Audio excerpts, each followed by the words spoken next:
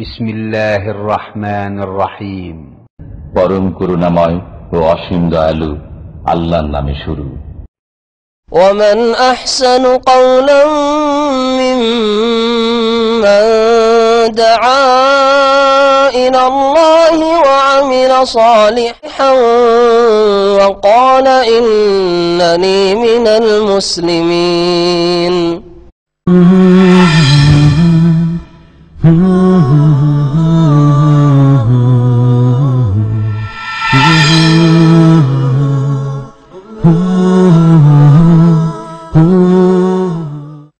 السلام عليكم ورحمة الله وبركاته.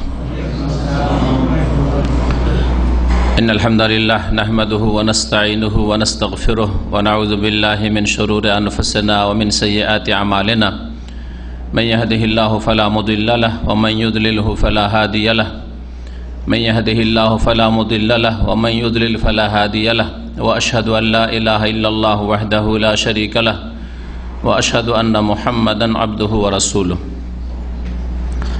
صلى الله تعالى عليه وعلى آله وصحبه وسلم تسليما كثيرا.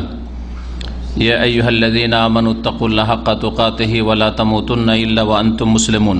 يا أيها الناس اتقوا ربكم الذي خلقكم من نفس واحدة وخلق منها زوجها وبث منهما رجالا كثيرا ونساء واتقوا الله الذي تساءلون به والأرحم إن الله كان عليكم رقيبا. يا أيها الذين آمنوا اتقوا الله وقولوا قولا سديدا يصلح لكم أعمالكم ويغفر لكم ذنوبكم ومن يطع الله ورسوله فقد فاز فوزا عظيما. أما بعد فإن خير الحديث كتاب الله وخير الهدي هدي محمد صلى الله عليه وسلم وشر الأمور محدثاتها وكل محدثة بدعة وكل بدعة ضلالة وكل ضلالة في النار. أعوذ بالله من الشيطان الرجيم. إني جزيتهم اليوم بما صبروا أنهم هم الفائزون. وقال الله تعالى في آية أخرى والذين هم لفروجهم حافظون إلا على أزواجهم أو ما ملكت أيمانهم فإنهم غير ملومين فمن ابتغى وراء ذلك فأولئك هم العادون. সম্মানিত শ্রোতা মণ্ডলী, আল্লাহ পাক রব্বুল আলমিনের যাবতীয় প্রশংসা যে আল্লাহ পাক রব্বুল আলমিন মানুষকে সৃষ্টি করেছেন এবং তাদের মধ্যে মানুষের যে সব গুণ সে সবগুলি আল্লাহ পাক রব্বুল আলমিন নিজেই রেখেছেন। মানুষের মধ্যে ভালো গুণ রয়েছে, সেগুলিকে বৃদ্ধি করার আল্লাহ পাক রব্বুল আলমিন নির্দেশ দান করেছেন। মন্দ গুণ রয়েছে যেগুলিকে আল্লাহ পাক রব্বুল আলমিন নির্মূল করার নির্দেশ দান করেছেন।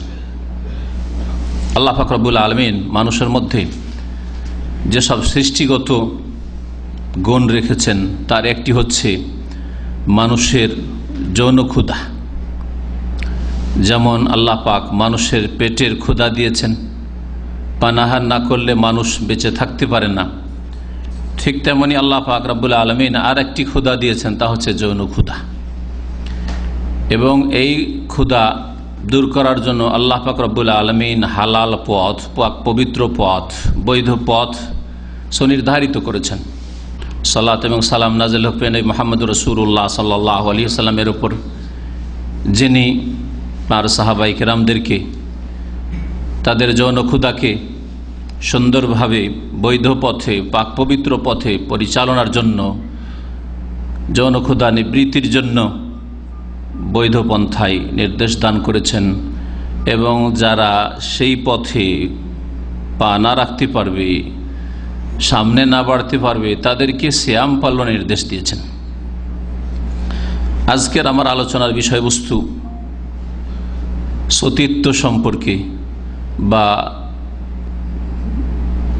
যৌন সম্পর্কীয় চরিত্রহীনতা থেকে মুক্ত থাকা সম্পর্কে, এর ফজিলত এবং এই রকমের বিশেষ করে মানব জাতির ইতিহাসে যুগে যুগে মুমিন মুসলিম আল্লাহ ভীরুদের মধ্যে এই রকমের উজ্জ্বল দৃষ্টান্ত রয়েছে, যারা হারামের পথ খুব সহজে পেয়েছে, বরং হারামের পথে তাদেরকে চলার জন্য, পা রাখার জন্য বাধ্য করা হয়েছে। তারপরেও তারা নিজের চরিত্রের হেফাজত করেছেন, নিজের আখলাক চরিত্রকে উত্তম করার চেষ্টা করেছেন এবং এই ক্ষেত্রে পাপমুক্ত জীবন থেকে যথাসাধ্য বেঁচেছেন। এর জন্য দুনিয়ার অনেক কষ্ট করতে হলেও তা তাদের কাছে তুচ্ছ ছিল সেই কষ্ট, এবং তার জন্য তারা ধৈর্য ধারণ করেছেন। এরকম বহু দৃষ্টান্ত রয়েছে।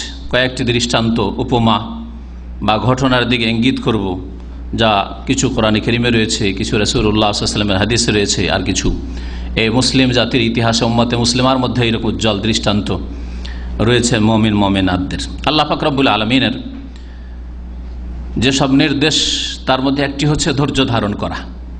আল্লাহ পাক ধৈর্য ধারণ করতে বলেছেন, সবর করতে বলেছেন। এই বিষয়টি কোরআনে কারিমে অনেক জায়গায় বলা হয়েছে। এই জন্য ধৈর্য ধারণ করা এবং ধৈর্য ধারণ যে তিন প্রকারের, যদি এই তিনটি প্রকার বুঝে নেওয়া হয়, তাহলে ধৈর্য ধারণ করাই হচ্ছে পুরো দ্বীনের নাম, পুরো ঈমান ইসলামের নাম, আল্লাহ পাক রব্বুল আলামিনের আনুগত্যের নাম। ধৈর্য ধারণ ছাড়া কেউ তার দ্বীনকে প্রতিষ্ঠা করতে পারে না, কায়েম করতে পারে না। ধৈর্য ধারণ যদি করি, যেসব ধৈর্য ধারণের প্রকরণের কথা ইঙ্গিত করলাম, একটি হচ্ছে আল্লাহ পাকের আনুগত্যের ওপর, আসসাবরু আলা তাআ, আনুগত্যের ওপর ধৈর্য ধারণ করা। আপনি আল্লাহ পাক রব্বুল আলামিনের আদেশ নিষেধ মেনে চলবেন, এর ওপর অটলতা, ধৈর্য ধারণ করা। অধৈর্য না হওয়া, কিছু সময় করলেন তারপরে হাত পা ছেড়ে দিলেন, আবার পদস্খলন ঘটলো, এইরকম জীবন না। আজকাল মুসলিম সমাজে ওইরকম ভালো কাজ করার লোক মেলা আছে। কিছুদিন ভালো কাজ করলে আবার পাপের জায়গায় দেখা যাচ্ছে। যেখানে যে এরকম পরিবেশ পেলে সেখানে সেই রকম ভালো পরিবেশে ভালো কাজ করে, আর যখন খারাপ পরিবেশ পায় যে কোনো খারাপ কাজ করতে পারে সুযোগ পেলে। এরকম মুসলিমের অভাব নেই না। যারা যে কোনো অবস্থায়, অনুকূল প্রতিকূল যে কোনো অবস্থায় তারা ধৈর্য ধারণ করবে পাপের জীবন থেকে বেঁচে থাকার ক্ষেত্রে, ধৈর্য ধারণ করবে আল্লাহর দিন পালন করার ক্ষেত্রে। আসসাবরু আলা তাআতিল্লাহ, আসসাবরু আনিল মাসিয়া, গুনাহ থেকে, পাপের রাস্তা থেকে বেঁচে থাকার ক্ষেত্রে ধৈর্যের প্রয়োজন রয়েছে। ধন সম্পদের লোভ হোক আর যৌন সম্পর্কেও গুনাহর রাস্তা আজকাল খুলে দেওয়া হয়েছে মানুষের সামনে। ঘরে ঘরে এই রকমের ফিতনা ফাসাদ ঢুকে পড়েছে প্রচার মাধ্যমে, যে সেগুলির মাধ্যমে ঘরে বসে বসে অশ্লীলতা লিপ্ত হতে পারে, মানুষ যে কোনো পাপে লিপ্ত হতে পারে। এই মুহূর্তে ধৈর্য ধারণ অত্যন্ত গুরুত্বপূর্ণ বিষয়। আর একটি ধৈর্য হচ্ছে যেটা সাধারণ মানুষ শুধু বুঝে, সেটা হচ্ছে আসসাবরু আলাল মাসাইব, বিপদ আপদ বালা মুসিবত আর দুর্দিনে ধৈর্য ধারণ করা। যে কোনো মুসিবত আসুক, যতই বড় বিপদ আসুক, তাতে ধৈর্য ধারণ করা। কিন্তু দিনের উপর ধৈর্য ধারণ করা, গুনাহ থেকে বেঁচে থাকার ক্ষেত্রে ধৈর্য ধারণ করা অত্যন্ত গুরুত্বপূর্ণ বিষয়। এই তিনটি বিষয় যদি মনে রাখেন তো জানবেন এই পুরো দিন ইসলামের নাম। আপনি ফরজ ওয়াজিব আদায় করতে পারবেন যদি আপনি আল্লাহর আনুগত্যের উপর ধৈর্য ধারণকারী হন। আপনি হারাম, নাজায়েজ, অবৈধ কাজ থেকে, কথা থেকে বাঁচতে পারবেন, অন্যায় থেকে বাঁচতে পারবেন, আল্লাহর হক, মানুষের হক নষ্ট করা থেকে বাঁচতে পারবেন যদি আপনি সত্যিকার অর্থে গুনাহর কাজ থেকে, কথা থেকে ধৈর্য ধারণের শক্তি নিজের মধ্যে পয়দা করতে পারেন। আর এই পথে চলতে গিয়ে মানুষের জীবনে উত্থান পতন আসতে পারে, কষ্ট আসতে পারে, সুখ আসতে পারে, যেমন সুখও আসতে পারে। যদি সুখ আসে তো আল্লাহ পাকের শুকরিয়া আদায় করবে, আর যদি দুঃখ আসে তাহলে ধৈর্য ধারণ করবে। এর নাম হচ্ছে পুরো দিন ইসলাম। আল্লাহ পাক রব্বুল সূরা মুমিনুনের আয়াত নম্বর 11-তে ইরশাদ করেছেন এই সবর সম্পর্কে, কিয়ামতের দিন আল্লাহ পাক ঘোষণা করবেন, ইন্নী জাযাইতুহুমুল ইয়াওমা বিমা সাবারু, আজকে আমি নিঃসন্দেহে বদলা দেব, প্রতিদান দেব, বেমা সাবারু, ওই সব লোকদেরকে, জাযাইতুহুম, ওই সব লোকদেরকে, মানুষকে, কোন মানুষদেরকে? যারা ধৈর্য ধারণ করেছিল, তাদের ধৈর্য ধারণের বিনিময়ে তাদেরকে উত্তম প্রতিদান দেব, বদলা দেব। তাদের ফলাফল কি? আল্লাহ বলছেন আন্নাহুম হুমুল ফায়েজুন, তারাই হচ্ছে সফল কাম, তারাই হচ্ছে সাকসেস, কামিয়াব। আন্নাহুম হুমুল ফায়েজুন, এরাই হচ্ছে কামিয়াব। তাহলে আখিরাতের কামিয়াবি, আখিরাতের কামিয়াবি যেটা স্থায়ী জগৎ। দুনিয়ার কামিয়াবি অনেকে মূর্খতার কারণে, আল্লাহ পাকের দিন না বুঝার কারণে, আল্লাহ পাক রব্বুল আলামিনের সৃষ্টিগত কাজে এই পৃথিবীতে যে অসৎকেও আল্লাহ পাক সুখের কিছু দিনের জীবন দিয়েছেন, সেটাতে অনেকে প্রতারিত হয়ে যায়, ধোঁকা খেয়ে যায়, সেই জন্য বুঝে না, মনে করে দুনিয়ায় পাপ করেও তো আমি সুখেরই জীবন কাটিয়ে দিলাম, কিন্তু এটা সুখের জীবন নয়। এই জন্য বলতে পারি যে দুনিয়ার সুখ রয়েছে আর আখিরাতের সুখ রয়েছে, সফলতা রয়েছে, কামিয়াবি রয়েছে ধৈর্য ধারণে। আল্লাহ পাক ঘোষণা করবেন সেই কিয়ামতের দিনে, যারা ধৈর্য ধারণ করেছ পৃথিবীতে তাদেরকে আমি আজকে তাদের ধৈর্যের উত্তম প্রতিদান দেব। আন্নাহুম হুমুল ফায়েজুন, যে তারাই হচ্ছে আজকে সফল, তারাই হচ্ছে কামিয়াব। আল্লাহ পাক রব্বুল আলামিন মানুষকে যে যৌন ক্ষুধা দিয়েছেন সেটাকে সুরক্ষিত রাখতে বলেছেন, তার একটা সীমানা নির্ধারণ করেছেন, বর্ডার আল্লাহ পাক রব্বুল আলামিন সুনির্ধারিত করেছেন। খাওয়া দাওয়ার ক্ষেত্রে বর্ডার রয়েছে, হালাল খান, হারাম খেয়েন না। আহাল্লাল্লাহুল বাইআ ওয়া হাররামা রিবা, আপনার জন্য যে কোনো ব্যবসা বাণিজ্য আল্লাহ বলছেন হালাল করেছেন আল্লাহ। ওখানে আপনি ব্যবসার ক্ষেত্রে যে কোনো জায়গায় ঘুরেন ফিরেন, অসুবিধা নেই। ওয়া হাররামা রিবা, সুদ আল্লাহ হারাম করেছেন, এটা ইসলামের সীমানার বাইরে, ওইদিকে যাবে না। তিলকা হুদুদুল্লাহ ফালা তাকরাবুহা, অন্য আয়াতে আল্লাহ বলছেন এসব আল্লাহ পাকের সীমানা, আল্লাহ পাকের সীমারেখা, বর্ডার, ফালা তাকরাবুহা, সেই বর্ডারের কাছেও যেও না আল্লাহ বলছেন। যৌন ক্ষুধা নিবৃত্তির ক্ষেত্রে ধৈর্য ধারণ ফরজ। ধৈর্য ধারণ যদি করেন তাহলে আল্লাহ পাক রব্বুল আলামিন কিয়ামতের দিনে ঘোষণা করবেন যে কামিয়াব ওরা, তাদের দলে আপনি শামিল হইতে পারবেন। আল্লাহ পাক রব্বুল আলামিন সূরা মুমিনুনের শুরুতে ইরশাদ করেছেন, কাদ আফলাহাল মুমিনুন আল্লাযীনা হুম ফি সালাতিহিম খাশিউন। বেশ কয়েকটা আয়াত রয়েছে, ওতে বেশ কয়েকটা গুণ ওইসব মুমিন মুসলিমদের, ওইসব ঈমানদার বিশ্বাসীদের আল্লাহ পাক উল্লেখ করেছেন ভালো গুণ। তার মধ্যে প্রথম গুণ যেটি বলেছেন আর শেষ গুণ সেটি হচ্ছে সালাত। কাদ আফলাহাল মুমিন, ওইসব মুমিন মুসলিমরা সফলকাম যারা তাদের সলাতের নামাজে বিনয়ী, আল্লাযীনা ফি সালাতিহিম খাশিউন। তাহলে নামাজি মুসলিম হইতে হবে, ইমানদার হইতে হবে। বেনামাজি মুসলিম হয়ে কখনো সফল হওয়া যাবে না। শেষখানে আল্লাহ পাক এই নামাজের কথা বলছেন, যারা নামাজের কি করে, হেফাজত করে। আল্লাহ পাক বলেছেন এখানে খাশিউন দিয়ে শুরু করেছেন আর শেষ করছেন আল্লাযীনা আলা সালাওয়াতিহিম ইউহাফিজুন, যারা নিজের নামাজগুলির হেফাজত করে, সুরক্ষা করে। উলাইকা হুমুল ওয়ারিসুন, এরা হচ্ছে ওয়ারিস। এর মাঝখানে একটি গুণ বলেছেন, যেটা আজকের বিষয়বস্তু। এর মাঝখানে আল্লাহ পাক একটি বিষয় উল্লেখ করেছেন, মুমিনদের যে গুণগুলি তার একটি গুণ কি, ওয়াল্লাযীনা হুম লিফুরুজিহিম হাফিজুন, আর ওই সব মুমিনরা সফল কাম, সার্বিক মঙ্গল হাসিল করবে, কামিয়াব হবে, যারা নিজের যৌনাঙ্গের লজ্জাস্থানের কি করে, হেফাজত করে। ওয়াল্লাযীনা লিফুরুজিহিম হাফিজুন, যারা নিজের লজ্জাস্থানের সুরক্ষা করে। ইল্লা আলা আজওয়াজিহিম, তবে তাদের জন্য একটা এরিয়া রয়েছে, সেই এরিয়াতে, সে এলাকায় বিচরণ করতে পারে। আলা আজওয়াজিহিম, তাদের বিবিগণ। একজন বিবি আপনার জন্য যথেষ্ট হয়, যথেষ্ট। যথেষ্ট নয় আর আপনার ক্ষমতা আছে, ঈমানি ক্ষমতা, শারীরিক ক্ষমতা, আর্থিক ক্ষমতা, এই শর্তগুলি আল্লাহ লাগিয়েছেন। তাহলে দুইয়ে যথেষ্ট, তাহলে আপনি প্রয়োজন না মনে করেন, প্রয়োজন নেই। যদি প্রয়োজন মনে করেন আমার জন্য যথেষ্ট নয়, 3, 4, আল্লাহ পাক বলছেন ফানকিহু মা তাবা লাকুম মিনান নিসাই মাসনা ওয়া সুলাসা ওয়া রুবা, তোমাদের যা পছন্দ হয় তোমরা বিবাহ করো নারীদের থেকে। মাসনা 2 করে, একসাথে 2 রাখতে পারো, একসাথে 3টে রাখতে পারো, সুলাসা ও রুবা একসাথে 4টা রাখতে পারো। ফাইলাম তাস্তাতিউ, আল্লাহ বলছেন যদি না পারো, 2 সম্ভব না, 3 সম্ভব না, 4 সম্ভব নয়, ফাওয়াহিদা, একটা।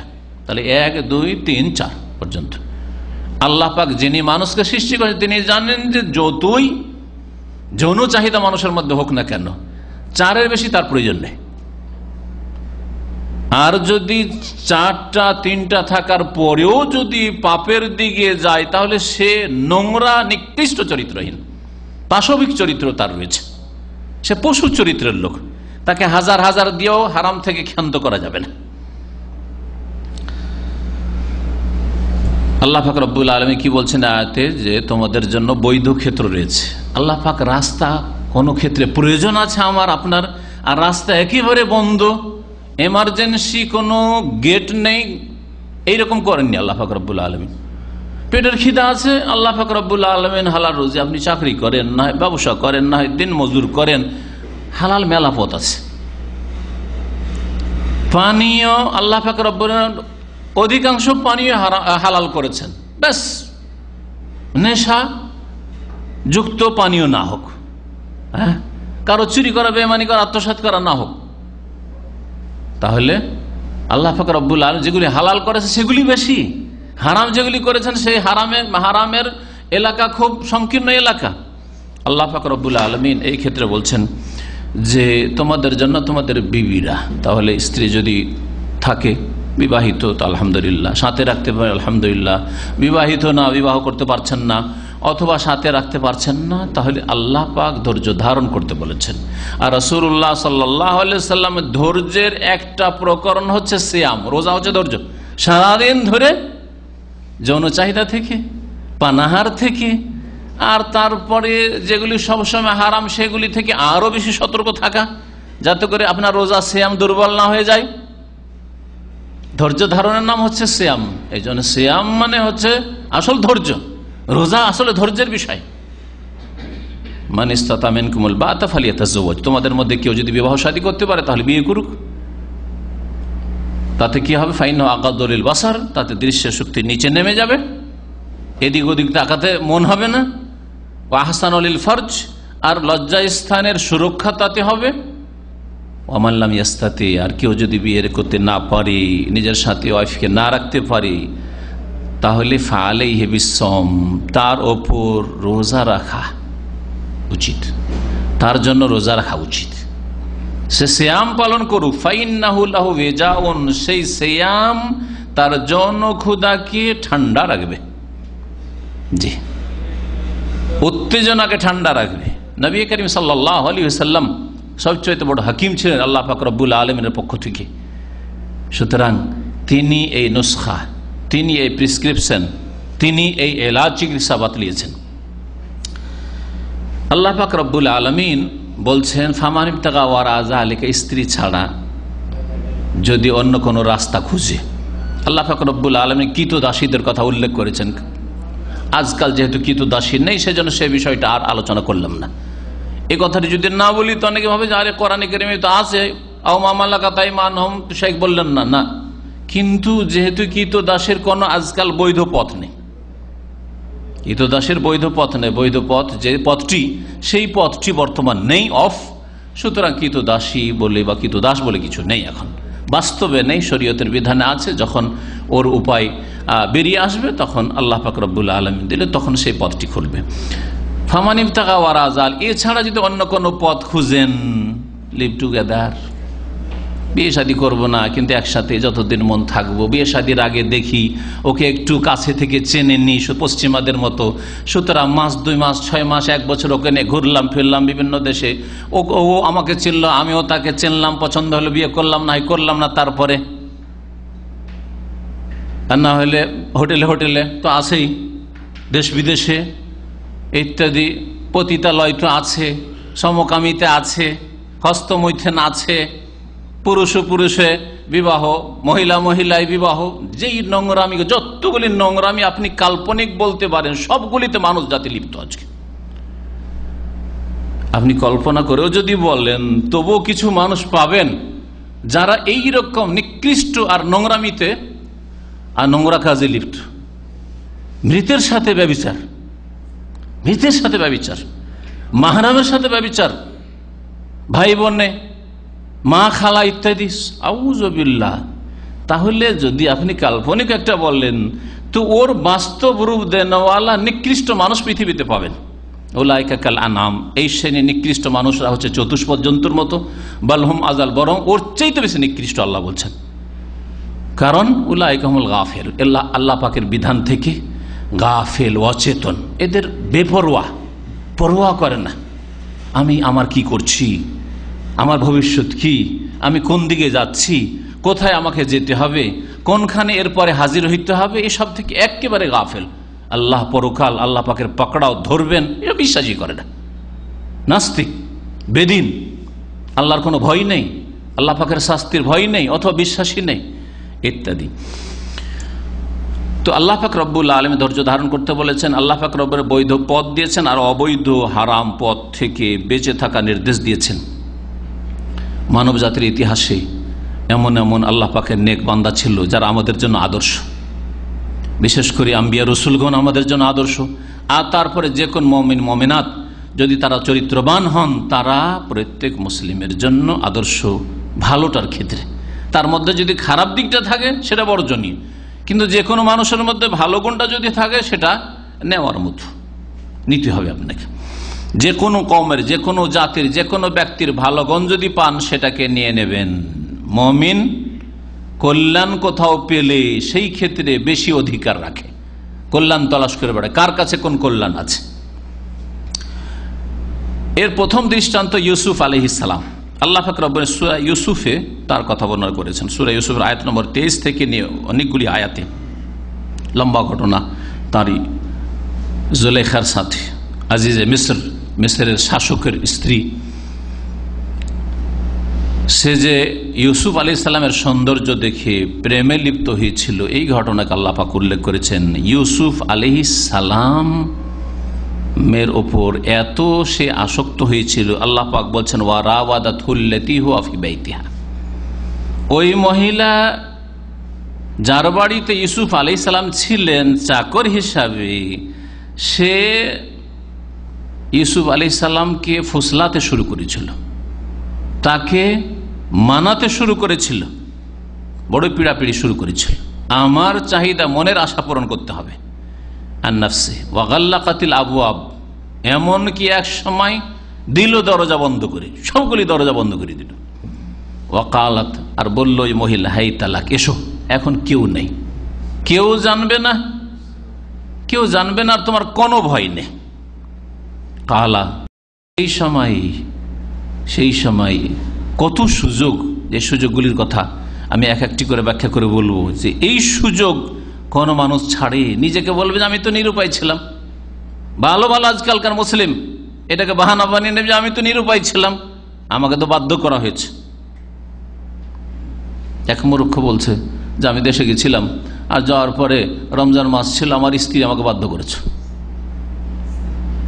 হাস্যকর কথা, স্ত্রী তাকে বাধ্য করেছে, রোজা অবস্থায় সহবাস করতে তার স্ত্রী বাধ্য করে। আপনি চিন্তা করুন, হ্যাঁ, যে স্ত্রী তাকে কি করে বাধ্য করলো। যেই লোক এই কথা বলতে পারে যে আমাকে আমার স্ত্রী বাধ্য করেছে, তো আমাকে কেন কাফারা লাগবে, আর আমি কেন গুনাহগার হব, আউযুবিল্লাহ। তাহলে চিন্তা করি, ইউসুফ আলাইহিস সালামের তো পরিস্থিতি যদি হইতো, হয় আমার কথা শোনো মানো, আর না হয় লাইয়ুসজানান্না, অবশ্যই জেলে পড়াবো, জেলে ঢুকিয়ে ছাড়বো, ওয়ালা ইয়াকুনান্না মিনাস সাগিরিন, অবশ্যই লাঞ্ছিত করে রাখবো। চিন্তা করুন আপনি। তাহলে আজকালকার ভালো ভালো মুসলিমের পদস্খলন ঘটত। ইউসুফ আলাইহিস সালামকে যখন ডাক দিল আর চারিদিকে দরজা বন্ধ, কোনো ভয় নেই, কোনো ভয় নেই একমাত্র আল্লাহ পাক ছাড়া। আল্লাহ পাকের কথা যদি খেয়ালে না থাকে তো কোনো ভয় নেই। আর ইউসুফ আলাইহিস সালাম, মাআযাল্লাহ, আল্লাহর পানাহ, আল্লাহ আমাকে আশ্রয় দেন, আল্লাহ আমার হেফাজত করুন, আল্লাহর আশ্রয় কামনা করছি। ইন্নাহু রব্বি আহসানা মাসওয়াই, ইন্নাহু রব্বি আহসানা মাসওয়াইয়ের দুটি তাফসীর রয়েছে। একটা হচ্ছে যে আল্লাহকে উদ্দেশ্য করে তিনি এই কথা বলেছেন, ইন্নাহু রব্বি, সেই তো আল্লাহ দেখছেন আমাকে, আমার রব আল্লাহ আমাকে দেখছেন। আহসানা মাসওয়াই, আমাকে কত সুন্দর অবস্থান দান করেছেন।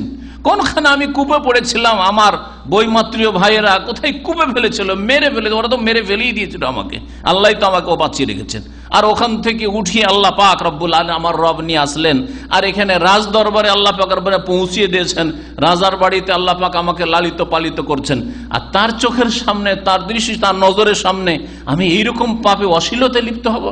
আহসানা মাসওয়া ইন্নাহু লা ইফলিহু যালিমুন, আল্লাহ কোনোদিন জালেমকে ছাড়বেন না। যদি আমি এইরকম পাপে লিপ্ত হই তাহলে আমি বড় জালেম, জালেম কখনো পরিত্রাণ পাবে না। আর কেউ কেউ বলছেন যে ইন্নাহু রব্বি বলতে মনিবকে, রব মনিবকে মালিককে বলা হয়। তিনি বললেন যে কেমন কথা, আপনার স্বামী আমার মনিব। ইন্নাহু রব্বি মানে তো আজিজে মিসর, আপনার স্বামী তো আমার মনিব, আর মনিবের স্ত্রী আপনি।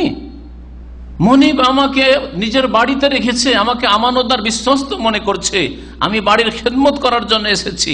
আমি এরকম অশ্লীলতার জন্য, আমি এরকমের বেঈমানি আত্মসাৎ করার জন্য, আর আমি এরকম খেয়ানতের জন্য? ইন্নাহু রাব্বি, ইয়া আমার মনিব, আহসানা মাসওয়া, কত আমাকে ভালো অবস্থানে রেখেছেন আমার মালিক, আর মালিকের বিবির সাথে এরকম কুকাজ করব? ইন্নাহু লা ইফুজ জালিমুন, তাহলে তো আমি বড় জালেম। জালেম কোনোদিনই পরিত্রাণ পায় না। সূরা ইউসুফের আয়াত নম্বর 23।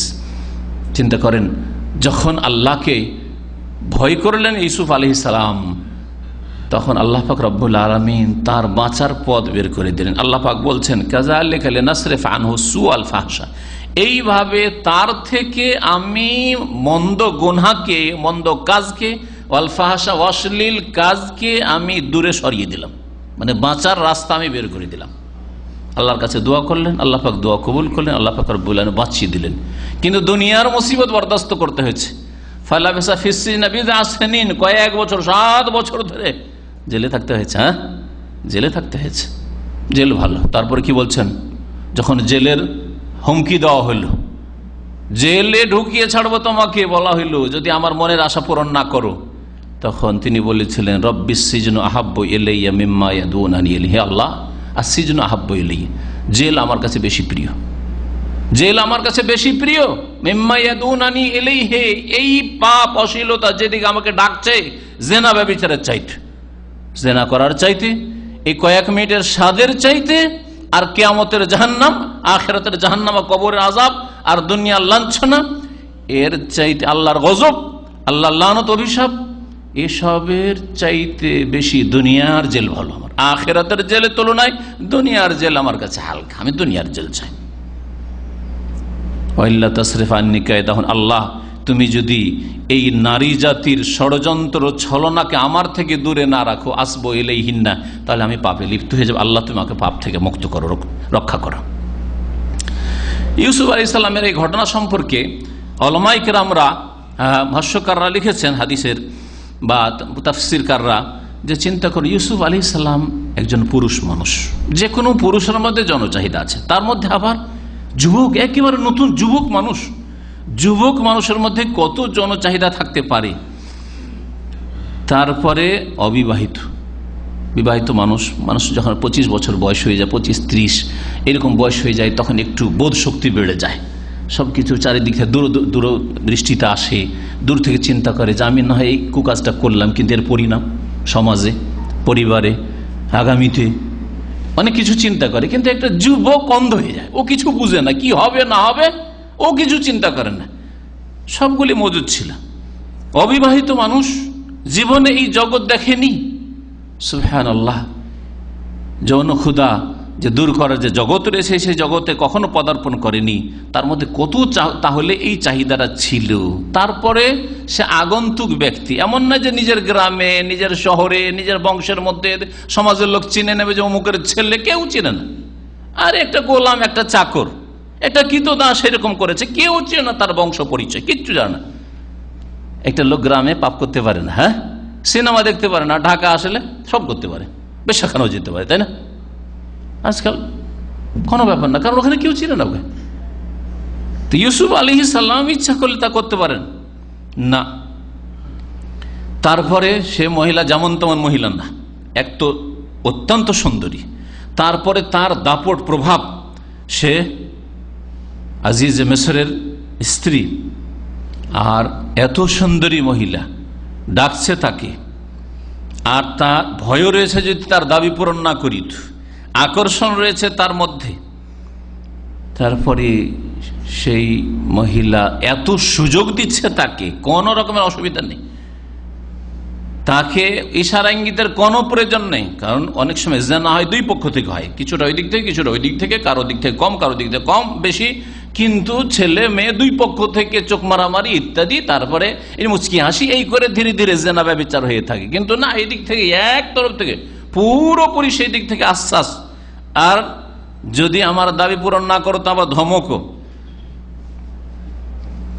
এতগুলি, তার সাথে সাথে তার বাড়িতে নিরুপায় অবস্থা, তার বাড়িতে বসবাস করি, তার কথা যদি না মানি তাহলে কি হবে? আজকাল যদি চাকরি করেন কোথাও, আর মালিক যদি মদ নিয়ে আই তো অসুবিধা নেই। বাপের বাড়িতে থাকেন, অসুবিধা নেই। আপনি যদি এই হারাম কাজটা যদি নাও করে দেন, আপনার বাপ মা কিছুই করতে পারবে না। ক্ষণিকের জন্য হয়তো মনটা খারাপ করবে, আমার কথাটা শুনলো না, বাপ বলছে মা বলছে জর্দা নিয়ে আসবি, আরাম সে জর্দা এনে দিচ্ছে। বাপ মাকে জর্দা হারাম খাওয়াচ্ছেন নিয়ে এসে বাজার থেকে। হ্যাঁ, বিড়ি সিগারেট নিয়ে আসবি, নিয়ে এসে দিচ্ছেন আপনি। কোথায় গুনাহ থেকে বাঁচছেন আপনি? অথচ আপনাকে বাধ্য করা হয়নি, আপনাকে শুধু বলা হয়েছে, হারাম কাজটা বলা হয়েছে, হাজির একেবারে। তারপরে জেলের ধমক দেওয়া হয়েছে, তারপর কোনো মতেই তাকে পারল না সেই মহিলা। আল্লাহ পাক রব্বুল আলমিন তার হেফাজত করেছেন। এইভাবে আল্লাহ পাক রব্বুল আলমিনের নেক বান্দাদের আল্লাহ পাক হেফাজত করেন। যারা ধৈর্য ধারণ করে আল্লাহ পাক রব্বুল আলমিন তাদের হেফাজত করেন। আর যারা তাদের লজ্জা স্থানের হেফাজত করে আর জবানের হেফাজত করে, তাদের জন্য প্রিয় মুহাম্মদ রাসূলুল্লাহ সাল্লাল্লাহু আলাইহি সাল্লাম জান্নাতের জামানত নিয়েছেন। মাইয়াজমানু লিমা বাইনা লাহইয়াইহি ওয়া মা বাইনা ফাখিযাইহি, যেই ব্যক্তি এই দুটি ঠোঁটের মাঝখানের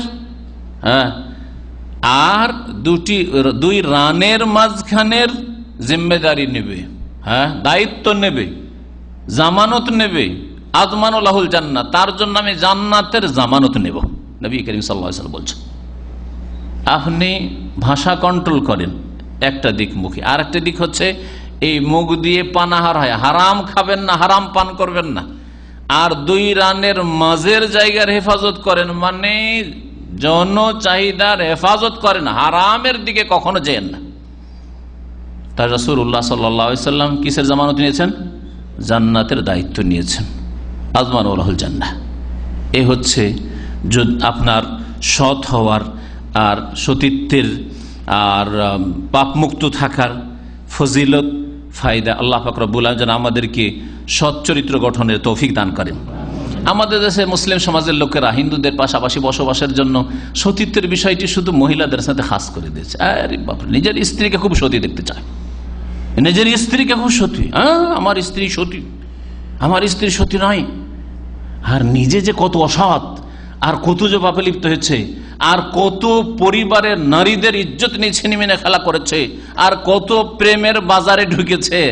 ওগুলো কি করেছে তুমি? ওগুলোর বদলা পাবে না, ওগুলোর শাস্তি পাবে না দুনিয়াতে, আখিরাতের আগে।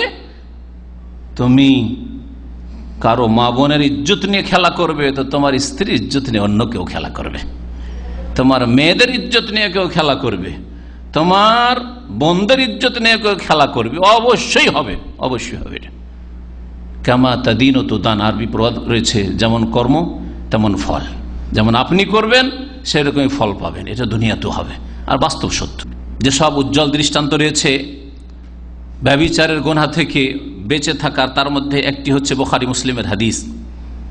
রাসূলুল্লাহ সাল্লাল্লাহু আলাইহি ওয়াসাল্লাম একদিন বললেন যে প্রাচীন যুগে তিনটা লোক ছিল, আর বাড়ি থেকে বেরিয়েছে সফরে, আর হঠাৎ করে ঝড় তুফান এমন শুরু হয়ে গেল যে কোথায় আশ্রয় নেবে, ঝড়ে উড়িয়ে নিয়ে যাবে ঘূর্ণিঝড়ে।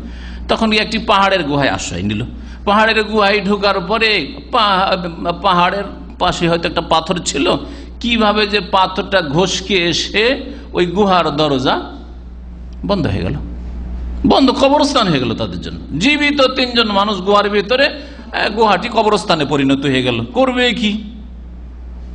আপোষে তারা আলাপ আলোচনা করতে লাগলো, এখন কি উপায়? কেউ তো আমাদের সম্পর্কে জানেও না যে আমরা এখানে করে ফেঁসে আছি। হ্যাঁ, আজকালকার মোবাইলের যুগ নাই যে টেলিফোন করে দেবো ওই জায়গায় ফেঁসে গেছি, উঠিয়ে নিয়ে যাও, আমাদেরকে উদ্ধার করে নিয়ে যায়, তাই না? আল্লাহ পাক এই নিয়ামতের কি শুকরিয়া আদায় করেছেন, পাপের কাজে লাগাচ্ছে। হ্যাঁ, কোন শ্রেণীর লোকের সাথে আপনার এই মোবাইল সম্পর্ক, টেলিফোন যোগাযোগ, চিন্তা করুন তো দেখি। আল্লাহর নিয়ামতকে নেকির কাজে লাগাচ্ছেন না গুনহার কাজে? নেকির কাজে বেশি না গুনহার কাজে বেশি? ফজরে ওঠার জন্য তো এই মোবাইলকে কাজে লাগান না, অ্যালার্ম লাগান না। নেকির কাজের জন্য মোবাইলকে ব্যবহার করেন না, পাপের কাজে ব্যবহার করেন। জবাবদিহি করতে হবে নিয়ামতের।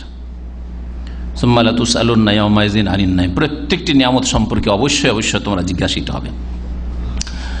ওরা আপোষে আলোচনা করে এই সিদ্ধান্ত নিল যে দেখ, আর উপায় কিছু নেই, জীবনে যদি কোনো নেক আমল করে থাকে সবাই নিজের নিজের নেক আমলকে স্মরণ কর, ভালো কাজকে, আর আল্লাহ পাকের কাছে ওই ভালো আমলটা ওসিলা মাধ্যম বানিয়ে আল্লাহকে বল যে আল্লাহ তুমি এই নেক আমল যদি আমার কবুল করে থাকো আর ইখলাসের সাথে যদি করে থাকি, তাহলে আমাকে বা আমাদেরকে এই বিপদ থেকে উদ্ধার করো। একজন লোক তার বাপ মায়ের খেদমতের কথা বলল, আর একজন বলল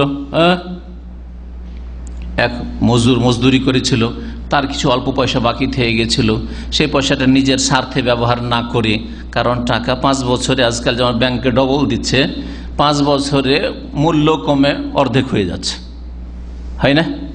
5 বছর আগে যে জিনিসপত্রের দাম ছিল 5 বছর পর আমাদের দেশে ডবল হয়ে যায়। তো অনেকে মনে করে ব্যাংকে ডবল পেলাম, ঘোড়ার ঘাস পায়, কিছুই পায় না, মানে ঘোড়ার ডিম পায়। হ্যাঁ, ঘোড়ার ঘাসটা তো বাস্তবতা আছে, কিছু ঘাস আছে পৃথিবীতে, কিন্তু ঘোড়ার ডিম নেই, তাই না? তো ওই রকমই যে সুদে আসলে বরকত থাকে না। অনেক মূর্খরা আজকাল জমি জায়গায় বেচে করছে কি, ফিক্সড ডিপোজিট করে দিচ্ছে। আরে আস্তে আস্তে মাসের মাস 20,000 30,000 টাকা করে আসছে, 1 লাখ টাকা জমা করেছি, আর ওতে থেকে খাচ্ছে। আর ও বেকুব বুঝে না যে 5 বছর পরে আমার এই অ্যামাউন্ট 5 লাখ টাকার মূল্য কিছু না, 2.5 লাখ টাকা হয়ে যাবে, বুঝে না। ওই লোকটি ওই মজদুরের কটা পয়সা দিয়ে একটা ছাগল কিনে রেখেছে, আর ওতে বিশাল একটা পালকি সবটাই দিয়ে দিয়েছিল। এই দুটো ঘটনা হলো। তৃতীয় লোক, তার এক চাচাতো বোন ছিল, খুব সুন্দরী আর খুব ভালোবাসতো চাচাতো বোনকে। আর একদিন অসৎ নিয়ত হয়ে গেল, এই চাচাতো বোনকে এত ভালোবাসি, কিন্তু এর সাথে একদিন কুকাজ করতে হবে, কোন রকম একে রাজি করতে হবে। রাজি করতে কোনো চান্স পাচ্ছেন না, নেক মেয়ে, চরিত্রবতী মেয়ে, কোন রকম রাজি করতে পারছে না। একসময় অভাব দেখা দিয়ে গেছে, খুব অভাব, খাদ্যের অভাব, বাড়িতে খাবার কোনো ব্যবস্থা নেই। এই অসৎ সুযোগ নিয়েছে। ঠিক আছে, তোমার অভাব, টাকা পয়সা চাইছো, তুমি টাকা দিচ্ছি তোমাকে, কিন্তু আমার মনের আশা পূরণ করতে হবে। নিরুপায় হয়ে মহিলা ভাবলো যে জান বাঁচাতে হবে, ঠিক আছে, ধার নিয়ে নিল। নেওয়ার পরে যখন প্রস্তুতি নিয়েছে, এখন নির্জনে, একেবারে নির্জনে, 2 জনে, আর কেউ নেই, চাচাতো বোন আর ওই লোক। যখন ওই কুকাজ শুরু করতে যাচ্ছে, ওই মহিলা বলছে ইত্তাকিল্লাহ, একটা বাক্য, ইত্তাকিল্লাহ ওয়ালা তাফতাহিল খাতাম ইল্লা বিহাক্কিহি।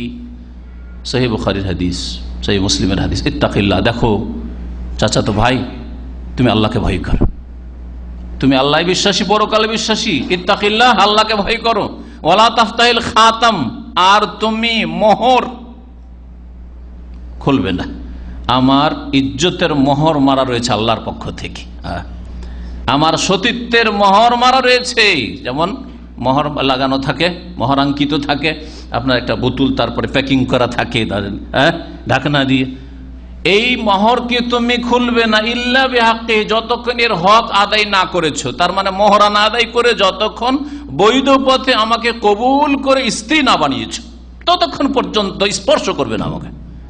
কাছে চলে এসছে, প্রস্তুতি সবকিছু হয়ে গেছে, ইত্তাকিল্লাহ, আল্লাহকে ভয় করো, ওয়ালা তাফতাহিল খাতাম, খবরদার এই কাজ করবে না যতক্ষণ হক আদায় না করবে। ঠিক আছে, বিয়ে করলে তোমার জন্য হালাল হইতে পারি, তার আগে আমি হালাল নই তোমার জন্য। ওই লোক তো লাফিয়ে উঠে গেল আর ঘর থেকে পলায়ন করল। আল্লাহর ভয় তার অন্তরে ঢুকে গেল। সেই লোক বলল, আল্লাহ, যদি এই কাজ তোমার ভয় করে থাকি, এই গুনাহ থেকে তোমার ভয় ছাড়া আর কিছু বাঁচায়নি। কোনো সমাজের ভয় ছিল না, বাপ মায়ের ভয় ছিল না, কোনো প্রশাসনের শাসকের ভয় ছিল না, কারো ভয় ছিল না, একমাত্র আল্লাহর ভয় ছিল।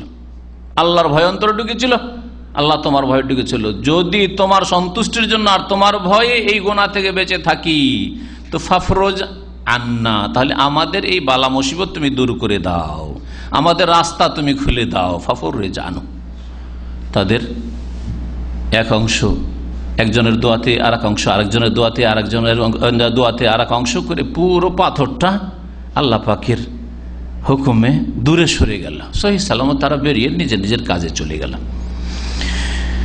এই দৃষ্টান্ত, গুনাহ থেকে বেঁচে থাকার আর একটি দৃষ্টান্ত সহিহ বুখারী মুসলিমে ওই হাদিসটি রয়েছে, জোরাইজ আবেদের ঘটনা। বনি ইসরায়েলদের যুগে একজন লোক ছিল জোরাইজ নামক, আর বড় ইবাদত গুজার। বনে জঙ্গলে সেই যুগে বৈরাগ্যবাদ ছিল, এটা করে ঘর বানিয়ে ওখানে ইবাদত বন্দি করা আর সংসার ত্যাগ করে দেওয়া, এরকম ছিল।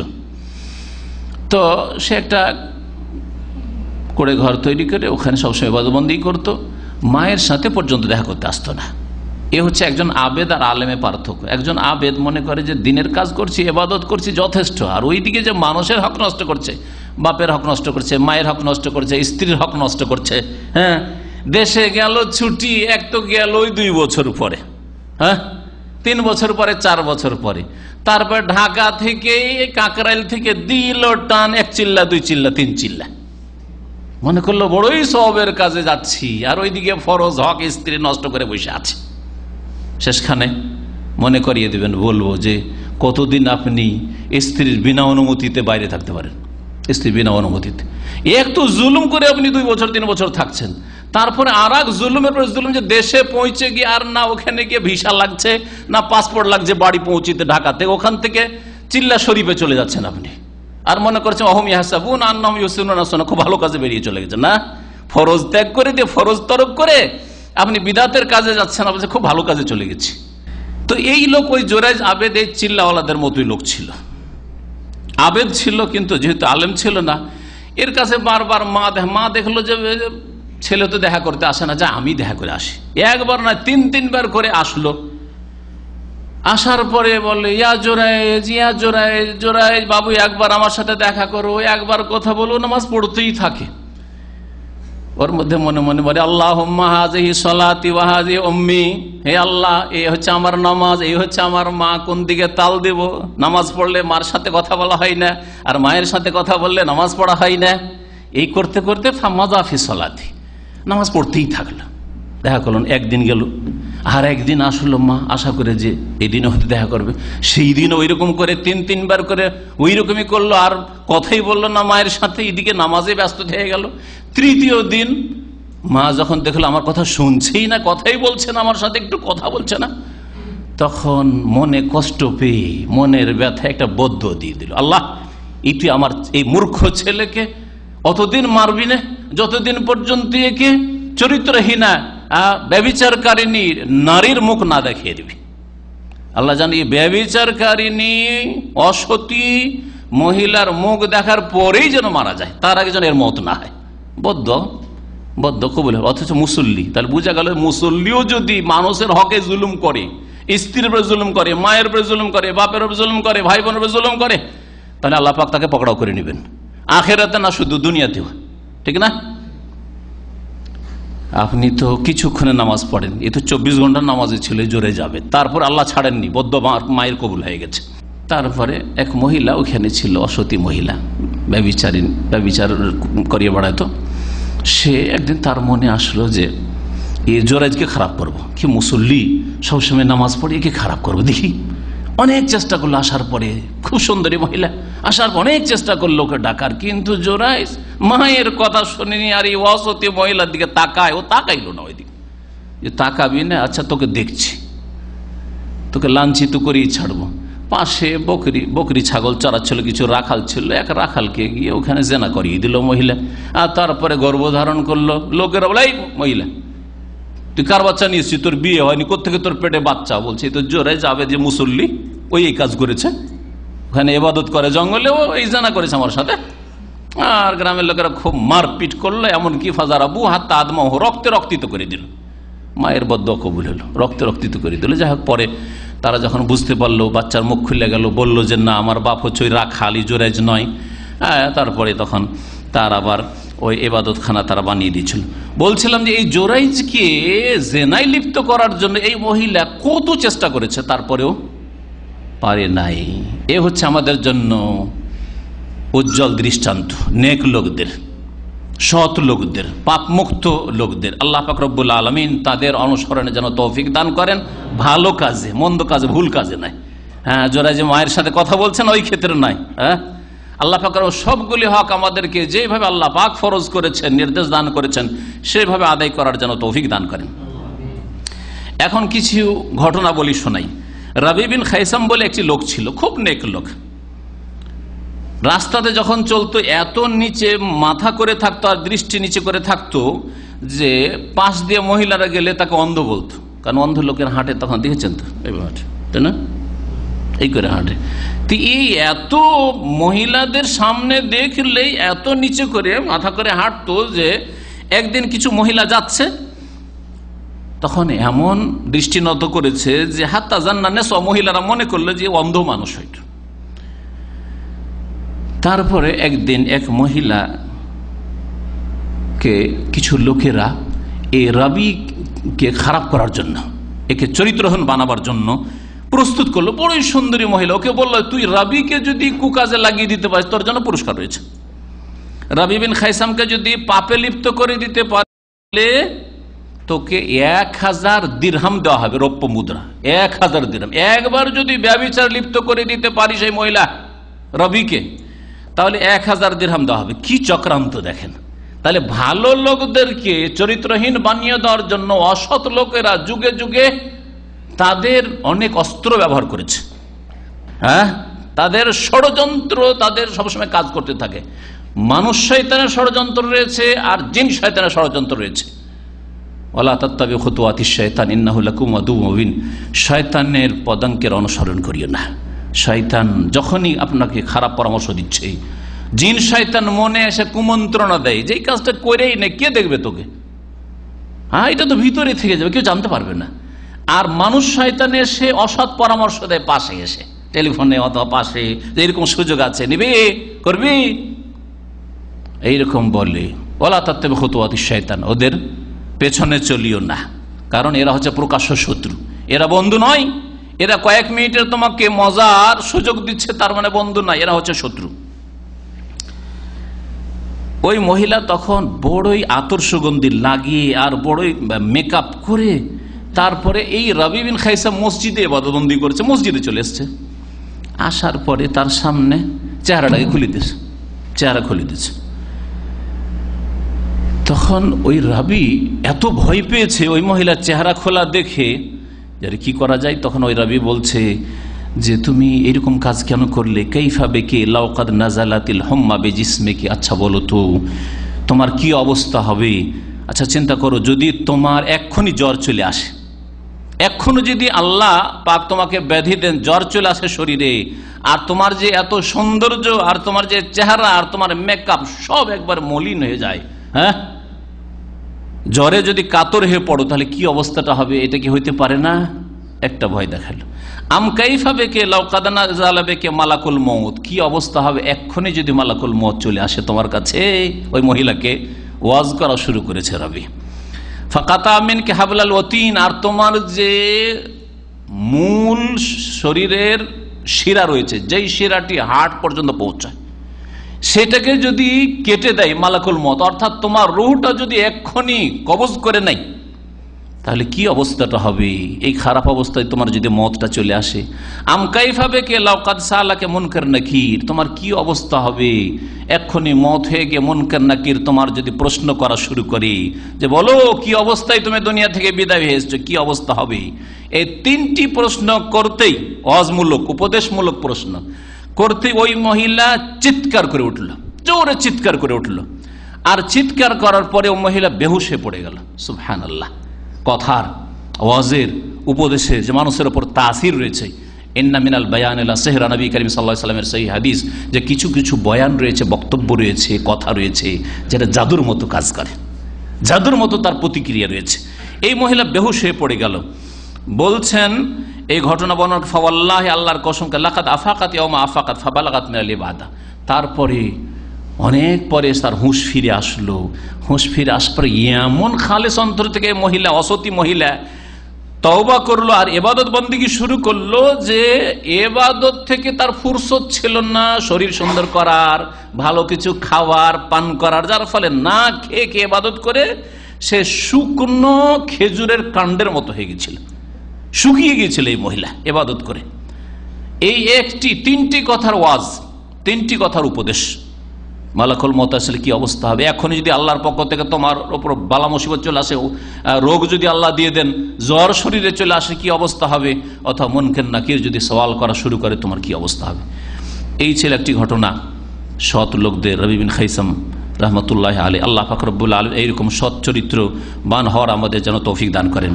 ইমাম ইবনুল কাইয়িম রহমতুল্লাহ আলাইহি, ইবনে তাইমিয়া রহমতুল্লাহ আলাইহির ছাত্র, যেমন ওস্তাদ তেমন ছাত্র। তিনি বর্ণনা করছেন যে ইমাম আল্লামা ইবনুল জৌজি রহমতুল্লাহ আলাইহি আবুল ফরজ ঘটনা বর্ণনা করেছেন যে একটি সুন্দরী মহিলা, বড়ই সুন্দরী মহিলা, রূপসী, মক্কায় ছিল। আর ওর স্বামী ছিল স্বামীওয়ালা মহিলা, হ্যাঁ, বিবাহিতা। একদিন স্বামী স্ত্রী দুইজন আয়নার সামনে দাঁড়িয়েছে, আর দাঁড়ার পরে দুইজন পাশাপাশি দাঁড়িয়ে ওই মহিলা বলছে, হ্যাঁ, যে দেখো কত সুন্দরী আমি। স্বামীকে বলছে, কত সুন্দরী দেখো তো আমাকে, কত সুন্দরী আমি। আচ্ছা বলো তো, আমাকে যদি কেউ দেখে তোমার ছাড়া, দেখার পরে বরদাস্ত করতে পারবে, থামতে পারবে? বলো তো দেখি। বলছে ওই মহিলা যে আতারা আহদান ইয়ারা হাজাল ওয়াজহ ওয়া ইয়াফতাতান বিহি, কোন মানুষ, কোন পুরুষ যদি আমার এই সুন্দর চেহারা দেখতে পায় তাহলে ফিতনা ছাড়া তার কোনো উপায় আছে? আমার জন্য পাগল হওয়া ছাড়া, আমার প্রেমে পাগল হওয়া ছাড়া কোনো উপায় তার আছে? কালা নাম, হ্যাঁ আছে। একজন লোককে তুমি পারবে না। ওর স্বামী বলছে একজন লোককে তুমি পারবে না। কে? মক্কায় বড়ই আবেদ জাহেদ আল্লাহওয়ালা মানুষ একজন ছিল, ওবায়দ বিন উমাইর রহমতুল্লাহ আলাইহ। ওবায়দ, ওকে পারবে না। ওই মহিলা বলছে তাহলে আমাকে অনুমতি দাও, যেহেতু তোমার স্ত্রী, আমাকে অনুমতি দাও, দেখো ওকেও ফাঁসিয়ে দিচ্ছি আমি, ওকে ওর ইবাদত ভুলিয়ে দিচ্ছি, ওকে ফাঁসিয়ে ছাড়বো আমি। ফাজানলি ফালা আফতেনান্নাহু, আমাকে তুমি অনুমতি দাও, আমি ওকেও ফিতনায় ফেলবো, আমার প্রেমের জালে তাকে ফাঁসিয়ে ছাড়বো। এ দাইয়ুস স্বামী, এরকম দাইয়ুস স্বামী অনেক আছে।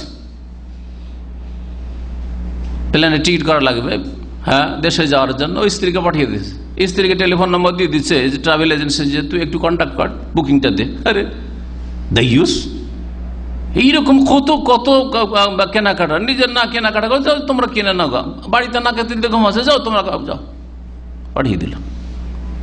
নামাজ পড়তে তারাবির নামাজের বাহানায় অনেক অসতী মহিলা থাকতে পারে, নিজে যাবে না, ও পাঠিয়ে দিল, যা। এইরা হচ্ছে দাইয়ুস, অথচ সাথ দিতে পারবে। ফিতনা যে কোনো সময় ফিতনা হইতে পারে, সুতরাং যতক্ষণ আপনি সাথ দিতে পারবেন সাথ দেবেন। এই দাইয়ুস পুরুষ বলে যে ঠিক আছে, কাদ আজান তো লাগে, অসুবিধা নেই, দেখি। মানে দুইজনে কি যেটাকে বলা হয় হার জিতের ইয়ে হলো, বাজি ধরা। ফাতাতুকাল মুস্তাফতিয়া, ওই মহিলা ওবায়দ বিন উমাইর যেহেতু আলেম মানুষ ছিলেন, ওর কাছে এমন সেজে আসলো যেন ফতোয়া জিজ্ঞেস করতে এসছে, আলেম সাহেবের কাছে ফতোয়া জিজ্ঞেস করতে। দাখালাতিল মসজিদ, মসজিদে মহিলা প্রবেশ করলো, আর মসজিদের এক কিনারে ওবায়দ বিন উমাইর রাহিমাহুল্লাহ বসে আছে। ওয়ালা মাক্তারাবাত মিনহু জান্নাহ তাস্তাফতি, ওই ওবায়দ বিন উমাইরও ভাবলেন যে এক মহিলা যখন আমার সামনে আসছে, কাছে আসছে, তার মানে হয়তো কোনো মাসলা মাসাইল ফতোয়া জিজ্ঞেস করবে, ঠিক আছে। ফাসফারাত আন ওয়াজহিহা কাফালাকাতিল কামার, কিন্তু সামনে এসে দিল বোরকা খুলে চেহারা করে, আর সে চেহারা এত সুন্দরী, এত সুন্দরী সে মহিলা, বলছে কাফালাকাতিল কামার, পূর্ণিমার চাঁদের মতো, চাঁদের টুকরো মনে হচ্ছে, এত সুন্দরী। ফাকালা, তখন ওবায়দ বিন উমাইর, ইয়া আমাতাল্লাহি, আল্লাহর দাসী, আল্লাহর বাদী, ইস্তাতিরি, পর্দা করো, তুমি আমার সামনে চেহারা কেন খুললে তুমি, ইস্তাতিরি। কালা, তো ওই মহিলা বলছে কাদ উফতুতিন তো বেকা, আমি তোমার প্রেমে পড়ে গেছি। মহিলা বলছে যে আমি আপনার হুজুর, হ্যাঁ ওস্তাদ, আপনার প্রেমে পড়ে গেছি। এইরকম যদি আজকাল কোন মৌলভী সাহেবকে বলে দেয় কেউ, তাহলে তো বলে যে বেটার চান্স, হ্যাঁ বেটার চান্স। আর এই মক্তবে, মাদ্রাসা, মসজিদে পড়াতে গিয়ে কত মৌলভী সাহেবরা যে চরিত্রহীন হচ্ছে, আল্লাহ পাক হেফাজত করেন, আল্লাহ পাক হেফাজত করেন, গ্রামবাসীকে হেফাজত করেন, তাদের মেয়েদেরও হেফাজত করেন, আর এসব আলেমদেরকে আল্লাহ পাক হেফাজত করেন, আল্লাহ পাক তাদের হেদায়েত দান করেন। কালা ইন্নিসায়ে লোকি আনসাই, তখন ওবায়দ বিন উমাইর বলে, আচ্ছা বলো, তোমাকে কয়েকটা প্রশ্ন করব। ফাইন আনতে সাদ্দাকতেনি, তুমি যদি সত্য সত্য জবাব দাও, নাজারতু ফি আমরিকা, তাহলে তোমার বিষয়ে চিন্তা করব। কারণ মহিলা যখন বললো যে দেখেন আপনার প্রেমে পড়ে গেছে, আপনাকে ছাড়া আমি থাকতে পারবো না, আপনার জন্য আমি পাগল হয়ে গেছি, বলছে ঠিক আছে তোমার এই বিষয়টি আমি চিন্তা করবো, কিন্তু কয়েকটা প্রশ্ন উত্তর দাও। কালা, তো মহিলা লা তাসআলনি আন শাইইন ইল্লা সাদ্দাকতুকা, এমন কোন কথা জিজ্ঞেস করেন, অসুবিধা না, আমি আপনাকে সত্য সত্য জবাব দেব। কাল আখবেরিনি, আচ্ছা বলো তো, লাউ আন্না মালাকাল মউত আতাক লিয়াকবাযা রূহাকি, যদি মালাকুল মউত এখন চলে আসে তোমার রূহ কবজ করার জন্য, এখনই মালাকুল মউত চলে এসছে তোমার রূহ কবজ করে নিয়ে যাওয়ার জন্য, আকানা ইয়াসুররুকি আন আকজি লাকি হাযিল হাজা, তাহলে কি তুমি পছন্দ করো যে তোমার যে মনের চাহিদা, মানে জেনা করতে বলছো ব্যভিচারের জন্য, তোমার এই চাহিদা পূরণ করে দেবো আমি? এই সময় ধরো মালাকুল মউত আসছে, আর তুমি চাইছো যে তোমার এই আশা পূরণ করে দেবো, আমি আশা পূরণ করে দেবো, তুমি চাও? সত্য কথা বলো কিন্তু। কালা, তো মহিলা বলছে আল্লাহ না, যদি এখনই মালাকুল মউত আসে তো না, না, তার মানে তোমার সুযোগ চাই। হ্যাঁ, কালা সাদাক, তাহলে তো সত্য জবাব দিয়েছো। দ্বিতীয় প্রশ্ন বলছে ফালাও দাখালতে কাবরাকে ওয়াজুলিস্তালিল মুসাআলা, ধরো তুমি কবরে চলে গেলে, মারা গেলে আর কবরে চলে গেছো, আর তোমাকে বসিয়ে দিয়েছে, মুনকার নাকির ফেরেশতা বসিয়ে দিয়েছে জিজ্ঞাসার জন্য। আকানা ইয়াসুররুকি আন্নী কাযাইতুহা লাকি, আচ্ছা বলো তো ওই সময় যখন মুনকার নাকির তোমাকে বসিয়ে জিজ্ঞাসাবাদ করছে, সেই সময় যদি তোমার চাহিদা পূরণ করতে চাই, তুমি চাইবে, রাজি হবে সেই সময় যে ঠিক আছে অসুবিধা নেই, রাজি হবে? আকান ইয়াসুরুকা আন আকযি লাকা হাযিহিল হাজা ক্বালাত লা, না না না আল্লাহুম্মা লা, না না কখনো না। কালা সাদাকতে, ঠিক জবাব দিয়েছো। 3 নম্বর প্রশ্ন বলছে ফালাউ আন্নান নাস উতু কুতুবাহুম ওয়া লা তাদরিনা তাখুযিনা কিতাবাকা বিয়ামিনিকা আম বিশিমালিক। কিয়ামতের দিনে হাসরের মাঠে তুমি আর আমি, আর সেই সময় ত্রাহি ত্রাহি অবস্থা, কার যে ডান হাতে আমলনামা, কার যে বাম হাতে আমলনামা। ওই সময় যদি আমি তোমার এই মনের চাহিদাটা পূরণ করতে চাই, তুমি পূরণ করতে দেবে?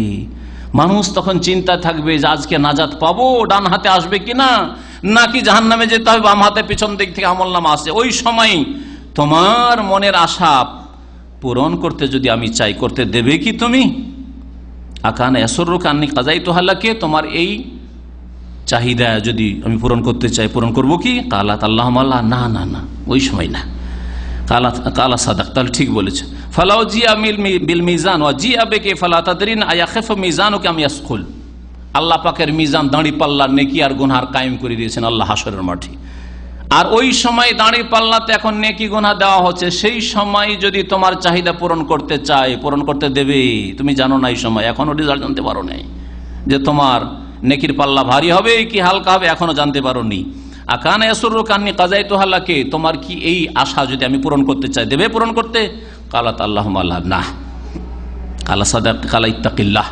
এ কয়েকটি প্রশ্ন করার পরে উবাইদ বিন উমাইর বললেন, দেখো তুমি আল্লাহকে ভয় করো। কাদ আনআম আল্লাহু আলাইকি, আল্লাহ তোমাকে অনেক পুরস্কার দিয়েছেন, অনেক বড় নিয়ামত দান করেছেন, তোমাকে বড়ই সৌন্দর্য দান করেছেন। ফারাজাত ইলা যাওজিহা, স্বামীর কাছে ফিরে গেল, নিরাশ হয়ে ফিরে গেল, আর মনের আশা পূরণ করতে পারলো না। আর স্বামীর সাথে যে সে কি করেছিল, বাজি ধরেছিল, তাতে জিততে পারলো না। ফাকালা মা সানাত, দাইয়ুস স্বামী বলছে, কি করে আসলে ফাঁসাইতে পেরেছো ওবাইদকে, উবাইদ বিন উমাইরকে ফাঁসাইতে পেরেছো? বলছে কালাত আনতা বাত্তালুন ওয়া নাহনু বাত্তালুন, তুমিও ব্যর্থ আমিও ব্যর্থ, তুমিও ব্যর্থ আমিও ব্যর্থ, ব্যর্থ হয়ে গেল। ফাকবালাত আলা সালাত ওয়াস সাওম ওয়াল ইবাদা। বলছেন ইমাম ইবনুল জাওজি রাহমাতুল্লাহ আলাইহি, তারপর থেকে ও মহিলা এত সতী হয়ে গেল, এত নেক নফল নামাজ আর নফল রোজা আর ইবাদত বন্দেগী এমন করা শুরু করলো যে ঠিকভাবে স্বামীর জন্য আর সাজারই সময় পায় না। স্বামীর জন্য যে মেকআপ করবে আর সাজবে, ভালো কাপড় চোপড় পরে, এই সময় ওই মহিলা পায় না। সেই সময় দাইয়ুস স্বামী বলতো, মালি ওয়ালি উবাইদ বিন উমাইর, এই উবাইদ বিন উমাইর কি করলো রে, আমার স্ত্রীটাকে খারাপ করে দিল। উবাইদ বিন উমাইর এই শাইখ কি করলো, আমার স্ত্রীকে খারাপ করে দিল। কেন? আফসাদা আলাইয়া ইমরাতি, আমার স্ত্রীকে এ তো খারাপ করে দিল।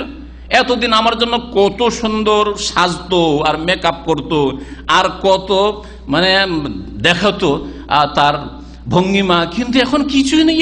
এর নামাজ ছাড়া, রোজা ছাড়া, ইবাদত ছাড়া সব কিছু বুঝে নাও। কানাত ফি কুল্লি লাইলাতিন আরুসা, এই স্বামী বলছে যে আমার স্ত্রী প্রত্যেক রাতে যেন নতুন প্রথম বাসর রাতের কন্যা ভেসে যে আসতো। ফাসাইয়ারাহা রাহেবা, কিন্তু এই শেখ উবাইদ বিন উমাইর একে তো একবারে কি বানিয়ে দিয়েছে, একে যেটাকে বলা হয় রাহেবা মানে সন্ন্যাসী বানিয়ে দিয়েছে, একে সন্ন্যাসী বানিয়ে দিয়েছে, সংসার ত্যাগী বানিয়ে দিয়েছে, সংসার ত্যাগী বানিয়ে দিয়েছে। আরো শোনেন, আতা বিন ইয়াসার রাহিমাহুল্লাহ মক্কার বড় মুহাদ্দিস ছিলেন। তার ঘটনা, একদিন তার ভাইও বড় একজন আলেম ছিলেন সুলাইমান বিন ইয়াসার, দুই ভাই বেরিয়েছেন মদিনা থেকে মক্কার রাস্তায়। আর মদিনা থেকে মক্কার রাস্তায় আবওয়া নামক একটি জায়গা আছে, যেখানে নবী করিম সাল্লাল্লাহু আলাইহি ওয়াসাল্লামের মায়ের ইন্তেকাল হয়েছিল। এই আবওয়াতে তারা বিশ্রামের জন্য তাঁবু লাগাইল। ওয়াকানা হুনাকা ইমরাতুন মিন আল আরাব জামিলা, এক সুন্দরী রমণী ওই আবওয়া নামক স্থানে ছিল বেদুইনদের। আরাদাত আন তাফতান আতা বিন ইয়াসার, ওর মনে চাইলো যে এই আতা বিন ইয়াসার এত বড় আলেম আর এত বড় শেখ, একে আজকে ফিতনায় ফেলবো, দেখি একে প্রেমের জালে ফাঁসানো যায় কি যায় না, জেনায় ফাঁসানো যায় কি যায় না, এত বড় জাহেদ আবেদ। ফাদাখালাত আলী খাইমাতি, ওই মহিলা এসে আতা বিন ইয়াসার রাহিমাহুল্লাহর তামুর মধ্যে, খিমার মধ্যে ঢুকে পড়েছে।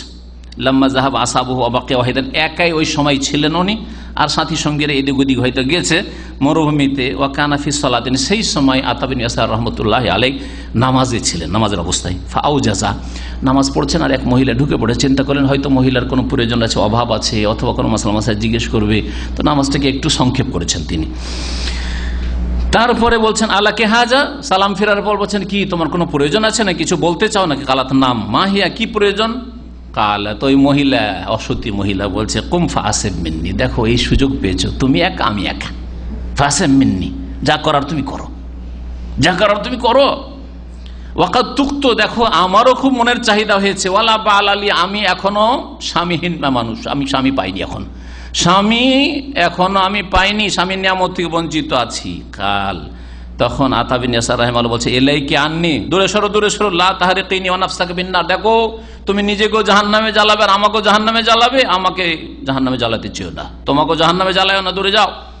ফাজাআলা ইয়াবকি, আর তারপরে আতা বিন ইয়াসার কান্না শুরু করে দিলেন, কাঁদতে শুরু করে দিলেন, এত কান্না তার আসলে অগস্তি আলাইহি মিনাল বুকা, কাঁদতে কাঁদতে বেহুশ হয়ে গেলেন, কাঁদতে কাঁদতে বেহুশ হয়ে গেলেন। ফারাআতিল মারাতুর রাজুল ইয়াবকি, ও মহিলা তামাশা দেখছে, জিরি এত সুযোগ কি দিলাম, আর কাঁদতে শুরু করলো, ওরও দিলটা নরম হয়ে গেল, এত অন্তরটা নরম হয়ে গেল, মহিলাও কান্না শুরু করে দিল। ফাগালাবাতু নাফসু ফাতাআসসারা ওয়ানখারাত মিন, বলছেন যে ফাতাআসসারাত মিন হাযা ওয়া ওয়াজাহা ওয়া ওয়াজাহা ওয়া জালাসাত তাবকি, ও মহিলাও কান্না শুরু করে দিল। ওয়া রাজুল ইয়াবকি, এদিকে আতা বিন ইয়াসার কাঁদছেন, ওইদিকে মহিলাও তার কান্না দেখে কান্না শুরু করেছেন। ফাজা আখুহু সুলাইমান বিন ইয়াসার, একটু পরে আতা বিন ইয়াসারের ভাই সুলাইমান বিন ইয়াসার তিনি এসছেন ভাইয়ের খেমাতে, দেখি ফাওয়াজাদ আলী ইসনান ইয়াবকানারে, এক আজনবী মহিলা কান্না করছে আর আমার ভাই এত কান্না করছে, কি ব্যাপার? ওয়ালা ইয়াদরি মাল কাজিয়া, বুঝতেই পারছে না ব্যাপারটা কি, এরকম দুইজন কান্না কেন করছে। ফাগালাবাতু নাফসু ফাতাআসসারা ওয়ানখারাত ফিল বুকা, ওই দুইজনের কান্নাতে সেও কান্নায় ভেঙে পড়ল, সেও কাঁদতে শুরু করল। সুবহানাল্লাহ, তিনজনে কান্না শুরু করে দিয়েছে। আল্লাহু আকবার। ওয়াজা বাকিয়াতু আসা, বাকি সাথী সঙ্গীরা এই কান্নার হইচই শুনে ওরা এসেছে, ওরা আসার পরে দেখছে যে আতা বিন ইয়াসার মতো মুহাদ্দিস কান্না করছেন, তার ভাই সুলাইমান একজন আলেম তিনিও কান্না করছেন, মহিলাও কান্না করছে, তারা কিছু বুঝতে পারছে। ফাতাআসসারু মিনাল মাশহাদ ওয়ালা ইয়াদরুনা মাল কিসসা, কি যে হয়েছে না হয়েছে, সবাই কান্না শুরু করে দিল, গোটা খেমার নারী পুরুষ সব কান্না শুরু করে দিচ্ছে। সুবহানাল্লাহ, এইরকম দৃশ্য। ওয়াজালাসাল জামি ইয়াবকুন ওয়ালা ইয়াদরুনা মাল কিসসা, সবাই কাঁদছে কিন্তু কেউ জানছে না যে আসল ব্যাপারটা কি, শুধু আতা জানছেন আর ওই মহিলা দুইজনে জানছেন। এলান সাকানু ওয়াহদাউ, কাঁদতে কাঁদতে কাঁদতে একটু ঠান্ডা হলো, মহিলা দেখলো যে এখন সবাই ঠান্ডা হতে যাচ্ছে, তো এখন উঠবে, কথা উঠবে যে কি হয়েছে না হয়েছে, সুরসুর করে বেরিয়ে নিজের খেমা দিয়ে চলে গেল। সবাই তখন দেখলো যে যাক কান্না বন্ধ হইলো আর সবাই চলে গেল, কেউ কাউকে জিজ্ঞাসা করার সাহসও করে না। আর আতা বিন ইয়াসার মতো এত বড় আলেমকে কেউ জিজ্ঞাসা করবে যে শেখ কেন কাঁদছিলেন, কেউ সাহসও করলো না, এমনকি ভাইও সাহস করলেন, সবাই নিজের নিজের জায়গায় চলে গেল। রাত হয়েছে, ও আওয়াকুল্লুন ইলা ফিরাশে তাহাইয়াবা সুলাইমান আইয়া সালা আখাহু আতা, এমনকি ভাই সুলাইমান তার ভাইকে জিজ্ঞেস করতে পারছে না মাসসাবাব কি কারণ। বেশ কিছুদিন চলে গেল, ঘটনা হয়ে গেছে, অনেক দিন হয়ে গেল। সাফারা ইলা মিসর, তারপরে তারা মিসরে গিয়েছেন। মিসরে যাওয়ার পরে এই দুই ভাই আতা বিন ইয়াসার রাহিমাহুল্লাহ, তার ভাই সুলাইমান বিন ইয়াসার রাহিমাহুল্লাহ, একদিন দুই ভাই শুয়েছেন মিসরে একই ঘরে। ইস্তাইকাজা আতা ইয়াবকি, তারপরে রাতে হঠাৎ করে জেগে উঠেছেন আতা রহমতুল্লাহ আলাইহি, আর কাঁদতে শুরু করেছেন, রাতে উঠে কান্না শুরু করে দিয়েছেন। ফাকামা সুলাইমান আলা বুকাই আখি, ভাইয়ের কান্না শুনে সুলাইমান উঠে উনিও কান্না শুরু করে দিয়েছেন। কি ব্যাপার, কাঁদছেন কেন? ফাস্তাদা বুকাও, কাঁদছেন। মায়ুবকি কে আখি, ভাই কাঁদছেন কেন, কাঁদছেন কেনা? কারা রুইয়া রায়াতুল লাইলা, আজকে রাতে একটা স্বপ্ন দেখেছেন, আজকে রাতে একটা স্বপ্ন দেখে স্বপ্ন দেখে কান্না করছে। কালাম মাহিয়া, কি স্বপ্ন? ফাআসাররা আলাইহা হাত্তা ইখবিরাহু বিহা, বলতে চাই না কিন্তু না বলতে হবে। কেন কান্না করছেন, কি স্বপ্ন দেখেছেন? ফাআখাযা আলাইহি আহাদান মিনাল্লাহ আল্লা ইউহাদ্দিসা বিহায়াতি, দেখো তোমাকে এই স্বপ্ন বয়ান করব, কিন্তু শর্ত হচ্ছে যে আমি যতদিন দুনিয়ায় বেঁচে আছি এই স্বপ্ন কাউকে শোনাবে না। আর আমরা যদি হইতাম তাহলে রিয়াকারী, এই স্বপ্ন শোনাইতে পারলে তো বড় হুজুর বলবে আমাকে, হ্যাঁ বড় শেখ বলবে, ওলিয়ে কামেল বলবে, হ্যাঁ পীরে কামেল বলবে, আল্লাহ পাকের ওলি ছিলেন বলবে। সুতরাং বলতে হবে মানুষকে, তাই না? শোনেন, আল্লাহর সাথে ওয়াদা করো যে তুমি এই ঘটনা কাউকে শোনাবে না যে আমি কি স্বপ্নে আজকে দেখেছি। কালা বলছে, আমি স্বপ্নে দেখছি রায় তো ইউসুফ আন নবী ফিন নওম, স্বপ্নে আমি দেখছি ইউসুফ আলাইহিস সালামকে। ফাজাল তো আনজুর ইলাইহি, আর ইউসুফ আলাইহিস সালামের দিকে দেখছি, কত সুন্দর মানুষ তিনি। ফালাম্মা রায় তো হুসনা বাকাইতু ফিল মানাম, আরো স্বপ্নে আমি কান্না শুরু করেছি। ফানাজারা ইলাইহি ওয়া কালা মায়ুবকি কাইয়ুহা রাজুল, হে লোক তুমি কান্না কেন করছো? আতাকে ইউসুফ আলাইহিস সালাম বলছে, এই লোক কান্না কেন করছো তুমি? ফাকুলতু বিআবি আনতা ওয়া উম্মি ইয়া নবী আল্লাহ, আল্লাহর নবী আমার মা বাপ আপনার ওপর উৎসর্গ কুরবান হোক। যাকারতুকা ইমরাতাল আজিজ, আপনার ঘটনা মনে পড়লো, আর আপনার সাথে কি চক্রান্ত করেছে সে আজিজের বিবি জুলেখা, এই কথা মনে পড়লো, যার ফলে আমি কান্না শুরু করেছি। স্বপ্নই চলছে সব। ওমা উবতিলি তবে মিন আমরিহার, আপনার উপর যে কি বালা মুসিবত নেমে আসলো, জেলে আপনাকে দীর্ঘদিন থাকতে হইল। ওমা লাকিতা মিনাস সিজন ওয়া ফুরকাতে ইয়াকুব, আর তার উপরন্তু বাপ থেকে আপনি বিচ্ছিন্ন হয়েছেন, বাপের খোঁজ খবর নেই, কি অবস্থায় আছে ইয়াকুব আলাইহিস সালাম। ইয়াকুব আলাইহিস সালাম কাঁদতে কাঁদতে ছেলের জন্য, আপনার জন্য এই অবস্থা আর কি। ফাবাকাইতু মিন যালিক, এই ঘটনা দেখে আমি কাঁদতে শুরু করলাম। আতা বিন ইয়াসার বলছেন যে কাঁদতে শুরু করলাম। ও জাল তো আতাজ্জাব মিনহু, আশ্চর্য হচ্ছে ইউসুফ আলাইহিস সালামের ওপর। আর ইউসুফ আলাইহিস সালামকে আমি স্বপ্নে দেখলাম খুশি।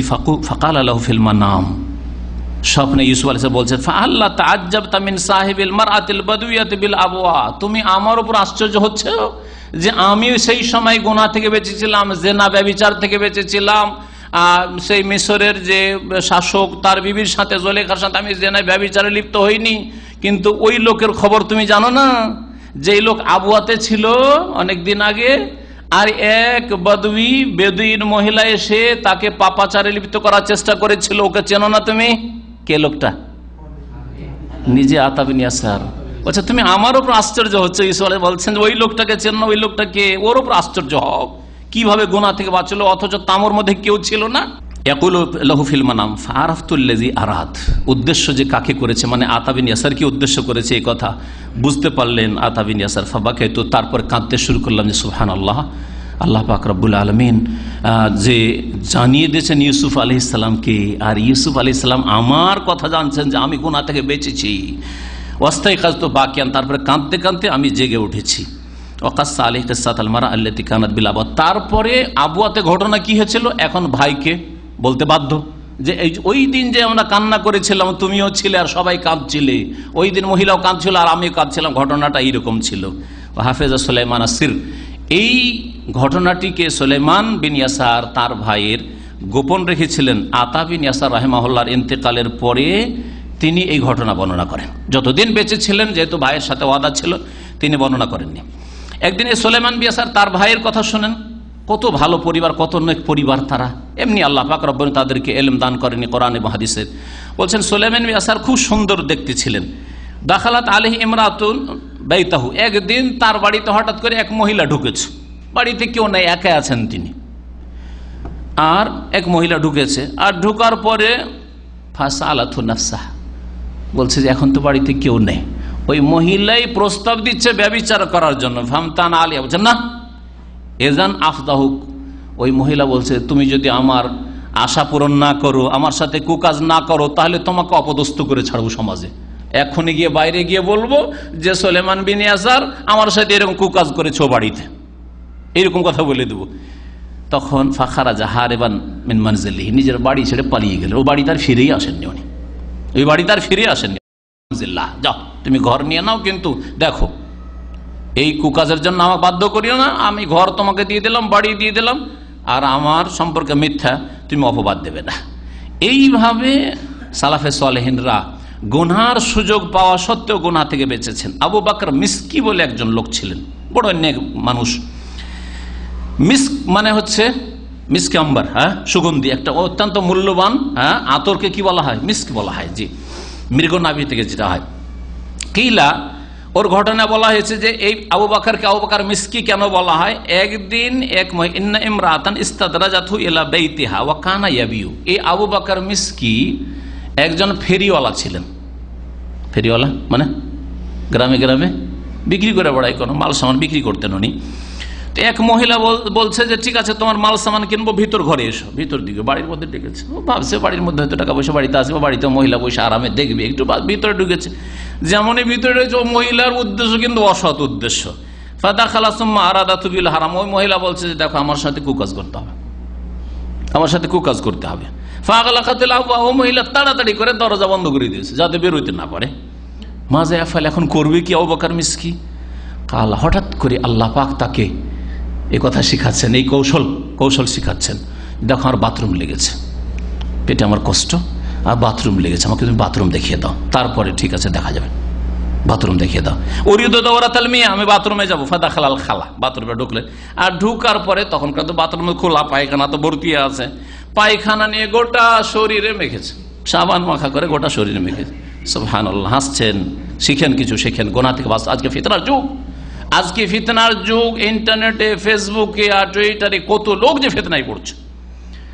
আর আজকাল স্কুল কলেজে লেখাপড়া করতে যে কত যুবক যুবতী যে ফিতনায় পড়ছে। আর প্রেমের বাজার তো এমন গরম হয়েছে যে প্রেমকে তো মনে করা হচ্ছে যে সওয়াবের কাজ। আর এই ক্ষেত্রে এটাকে সওয়াবের কাজে পেশ করার ক্ষেত্রে বিদাতীদের বড় ভূমিকা, যে লাইলা মজনুর প্রশংসার তাদের কিচ্ছা কাহিনী দিয়ে আল্লাহ পাকের মহব্বত, আল্লাহ পাকের প্রেম শিখায় তারা।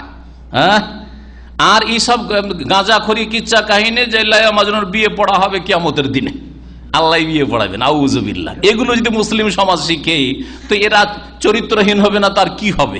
এগুলোর নাম ইসলাম নয়।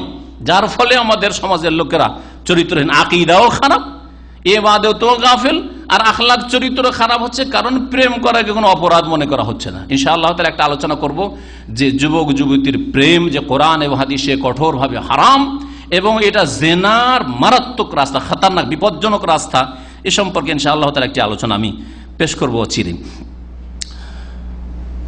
ঢুকে গোটা শরীরে পায়খানা মেখে বেরিয়ে এসছে, এইরকম রুচিকর অবস্থা দেখে মহিলা দেখলো যে বাপরে, জান বাঁচাতে হবে এর থেকে। কেউ দরজা বন্ধ করেছিলাম, তাড়াতাড়ি করে মহিলা ফাতাহাতিল বাবা দরজা খুলে দিয়েছে, যাও যাও যাও তুমি যাও। ও মাশা ফাকিলা কানাত রায়াতুহু মিসকান বাদা যালিক। আল্লাহ পাক রব্বুল আলামিন তাকে একটি কেরামত দিয়েছিলেন। কেউ কেউ তার ঘটনা বর্ণনা করেছেন, ওই যে পায়খানা মেখেছিল সে কিসের জন্য? গুনাহ থেকে বাঁচার জন্য, পাপ থেকে, ব্যভিচার থেকে বাঁচার জন্য। আল্লাহ পাক রব্বুল তাকে কেরামত দান করেছিলেন, তারপরে তার শরীরটা সব সময় আতরের মতো সুগন্ধি ছড়াতো, শরীরে তার সুগন্ধি আসতো। কানা রায়াতুহু মিসকান, মিসকের সুগন্ধি তার শরীর থেকে আসতো, এই জন্য তার নাম পড়ে গেল উপাধিতে আবু বকর মিসকি রাহমাতুল্লাহ আলাইহি। যেমন পুরুষদের মধ্যে এইরকম আদর্শ মানুষ মুসলিম সমাজে যুগে যুগে রয়েছে, নারীদের মধ্যে এইরকম উজ্জ্বল দৃষ্টান্ত রয়েছে। এক মহিলার কথা বর্ণনা করে আলোচনা আজকে শেষ করব। নবী করিম সাল্লাল্লাহু আলাইহি ওয়াসাল্লামের পরে উমর বিন খাত্তাব রাদিয়াল্লাহু তাআলা জামানার ঘটনা। উমর বিন খাত্তাব তখন মদিনার রাজধানীতে তিনি খলিফাতুল মুসলিমিন, আমিরুল মুমিনিন।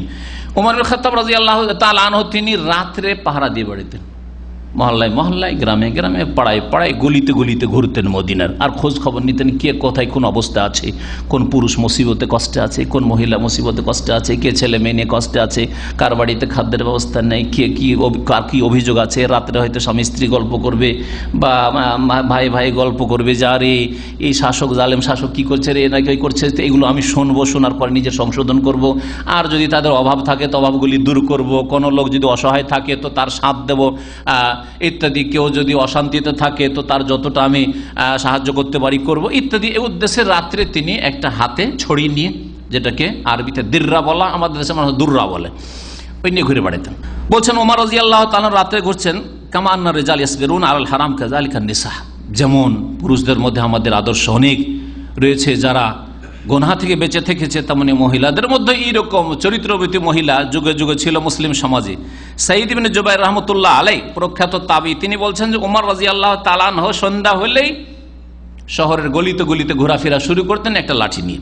সুম্মা তাফাবিল মদিনা, মদিনা একদিন ঘোরাফেরা করছেন আর দেখছেন যে কোথায় কি হচ্ছে। ফাবাইনামা হুয়া যাতা লাইলাতিন ইয়াইশ, ঘুরছেন, ইজ মাররা বিইমরাতিন আলা সাথিন, এক জায়গা দিয়ে যাচ্ছেন, এক মহিলা তার ছাদের উপরে বসে বলছে, একটি কবিতা আবৃত্তি করছে, কবিতা পাঠ করছে, আবেগের কবিতা, স্বামীর সাথে ভালোবাসার কবিতা। আর স্বামী বাড়ি থেকে দূরে আছে, জেহাদের ময়দানে ওমর রাদিয়াল্লাহু তাআলা পাঠিয়েছেন তার স্বামীকে, এই স্বামীর মহব্বতে সে পেরেশান রয়েছে, এবং স্বামী থেকে দূরে থাকায় তার যে মনের চাহিদা, সেই মনের চাহিদা পেশ করছে। আল্লাহর ভয় যদি না থাকতো তাহলে আমি যে কি করে ফেলতাম, এই বিষয়গুলি বলছে। ভাইয়া তাকুল, মহিলা বলছে, তাতাওয়ালা হাযাল লাইল, রাত খুব লম্বা হয়ে গেছে, রাত খুব দীর্ঘ হয়ে গেছে। মুসিবতের রাত কি হয়? লম্বা হয়ে যায়। আর আমোদ ফুর্তির রাত খুব ছোট হয়ে যায়। বাসর রাত করেছেন তো, হ্যাঁ, ভাবছেন যে এখন রাত 12টাই হয়নি, ফজর হয়ে গেছে, তাই না?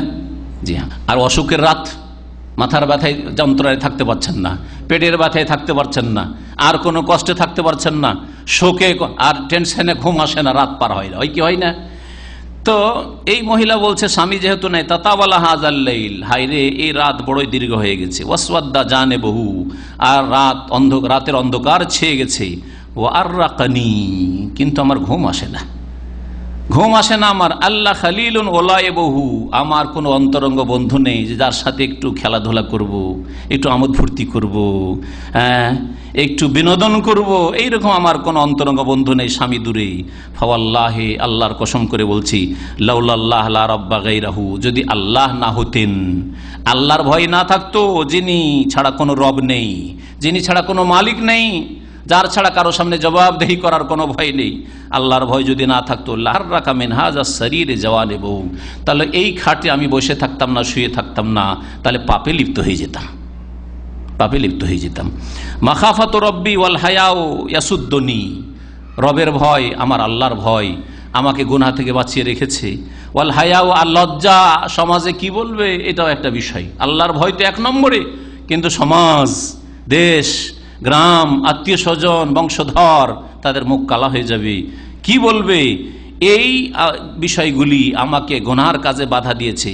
ওয়া ইকরাম ও বালি বা উকরেম ও বালি, আর আমার স্বামীর সম্মানার্থে, আর আমার স্বামীর বিছানায় কেউ আসবে, আমার স্বামীর ঘরে কেউ আসবে, আমার স্বামীর বাহনে কেউ আসবে, আমার স্বামীর ইজ্জত নষ্ট হবে, এটা আমি বরদাস্ত করতে পারি না, এটা আমার স্বামীর মানহানি হবে।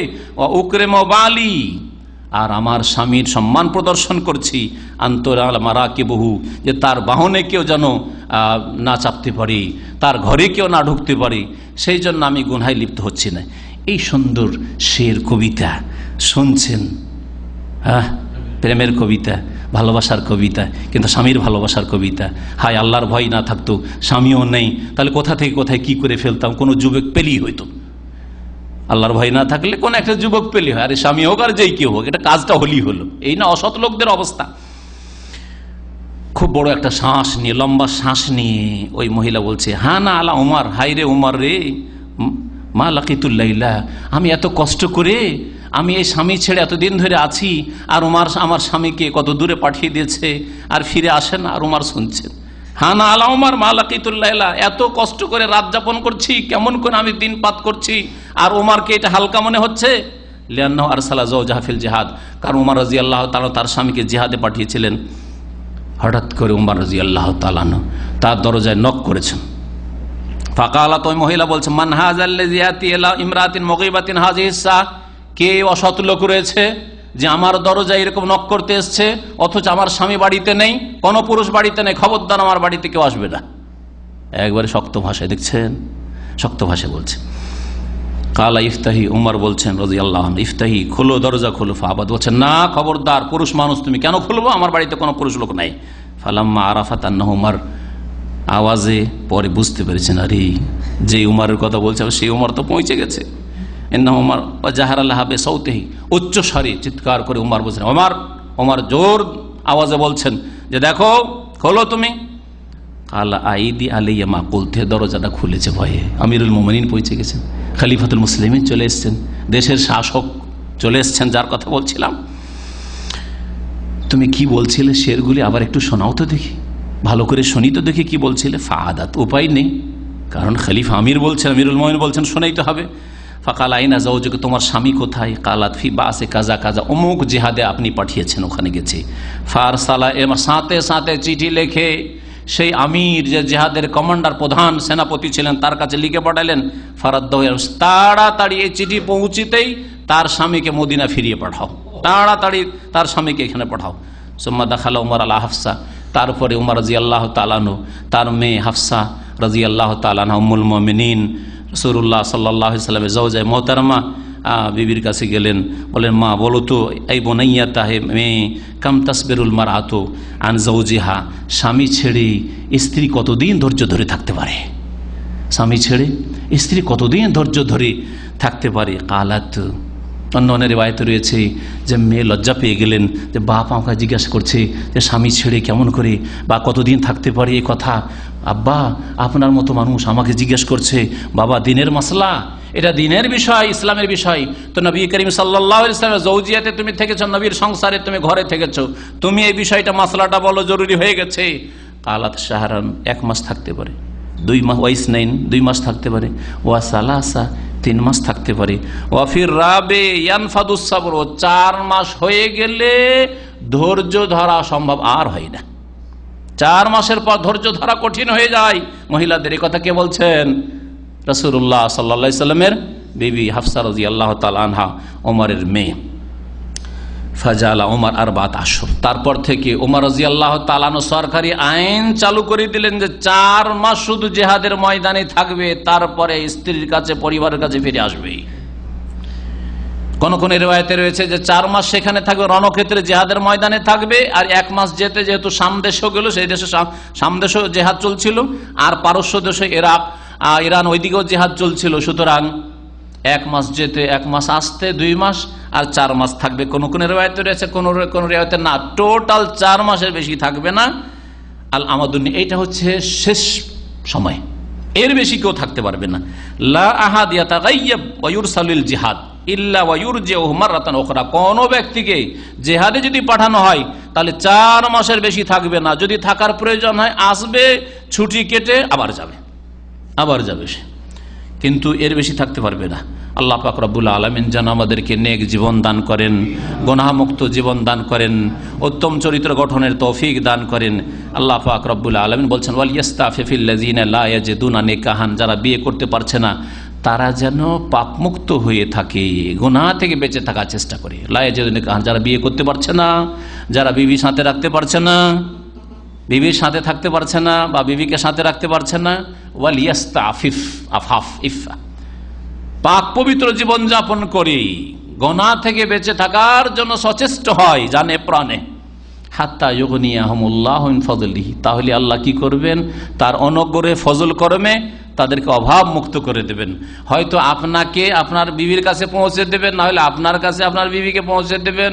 দেখবেন যে আপনার এই গুনাহ থেকে বাঁচার কারণে আল্লাহ দেশেই এত বরকত দিয়েছেন যে আর বিদেশ করার কোনো প্রয়োজন নেই, আল্লাহ পাক ব্যবস্থা এরকম করে দেবেন। হাত্তা ইউগনিয়াহুমুল্লাহু মিন ফজলিহি, তার অনুগ্রহে আল্লাহ পাক রব্বুল আলামিন অভাব মুক্ত করে দেবেন। নবী করিম সাল্লাল্লাহু আলাইহি ওয়াসাল্লামের সহিহ মুসলিমের হাদিস রয়েছে, রাসূলুল্লাহ সাল্লাল্লাহু আলাইহি ওয়াসাল্লাম দোয়া করতেন, আল্লাহুম্মা ইন্নী আসআলুকাল হুদা ওয়াত তুকা ওয়াল আফাফা ওয়াল গিনা, হে আল্লাহ তোমার কাছে আমি হেদায়েত কামনা করি, ওয়াত তুকা আর তোমার ভয় তাকওয়া কামনা করি, ওয়াল আফাফ আর জিনা ব্যভিচার যৌন সম্পর্কীয় গুনাহ থেকে পাপ মুক্ততা বেঁচে থাকা তোমার কাছে কামনা করি। আল্লাহ চরিত্রহীনতা থেকে বাঁচিয়ে রাখিও, অল গেনা, এবং তোমার কাছে কামনা করি আল গেনা, অভাব মুক্ততা, অভাব থেকে মুক্ত তুমি করো, পাপ থেকে মুক্ত করো। এই ছিল নবী করিম সাল্লাল্লাহু আলাইহি ওয়াসাল্লামের দোয়া। কোরআনে কারীমে বেশ কিছু দোয়া রয়েছে ধৈর্য ধারণ সম্পর্কে। রব্বানা আফরিগ আলাইনা সাবরান ওয়া সাব্বিত আকদামানা ওয়ানসুরনা আলাল কওমিল কাফির, আল্লাহ আমাদের ওপর তুমি ধৈর্য ঢেলে দাও, ধৈর্য ধারণের তৌফিক দান করো। গুনাহ থেকে বেঁচে থাকার ক্ষেত্রে ধৈর্য ধারণের তৌফিক দান করো। ওয়া সাব্বিত আকদামানা, আমাদের পাকে আল্লাহ তুমি দৃঢ় করে দাও, অটল করে দাও। ওয়ানসুরনা আলাল কওমিল কাফিরিন, কাফের সম্প্রদায়ের উপর আমাদেরকে সাহায্য করো। যেমন কাফেরদের মোকাবেলায় তেমন কাফের, আল্লাহদ্রোহী, পাপিষ্ট, শয়তানের দল, মানুষ জিন যারা রয়েছে, যারা মানুষকে, মুসলিমদেরকে চরিত্রহীন করার জন্য, মুসলিম নারীদেরকে, মেয়েদেরকে বেহায়া বেপর্দা করার জন্য, ব্যভিচারের কাছে পৌঁছাতে দেওয়ার জন্য বিভিন্ন সোর্সে পাপের দিকে টেনে নিয়ে যাওয়ার চেষ্টা করছে, পর্দা থেকে বাইরে নিয়ে যাওয়ার চেষ্টা করছে, আল্লাহ পাক তাদের ওপর আমাদের সাহায্য করো, তাদের ষড়যন্ত্র থেকে আমাদেরকে রক্ষা করো। রব্বানা আফরিগ আলাইনা আর একটি দোয়া, এটি ছিল সূরা বাকারার আয়াত নম্বর 250, আর সূরা আরাফের আয়াত নম্বর 26 রয়েছে ধৈর্য ধারণ সম্পর্কে দোয়া। রব্বানা আফরিগ আলাইনা সাবরা, আল্লাহ আমাদের উপর ধৈর্য তুমি ঢেলে দাও। ওয়া তাওয়াফানা মুসলিমিন, আর আমাদেরকে ইসলামের অবস্থায় মৃত্যু দান করো। আল্লাহ পাক রব্বুল আলামিন যেন আমাদেরকে যতদিন দুনিয়া রাখবেন ঈমান ইসলামের অবস্থায় রাখেন, নেক জিন্দেগি আমাদেরকে দান করেন, পাপ মুক্ত থাকার তৌফিক দান করেন, চরিত্র গঠনে আল্লাহ পাক তৌফিক দান করেন, লজ্জা স্থানের হেফাজতের যেন তৌফিক দান করেন।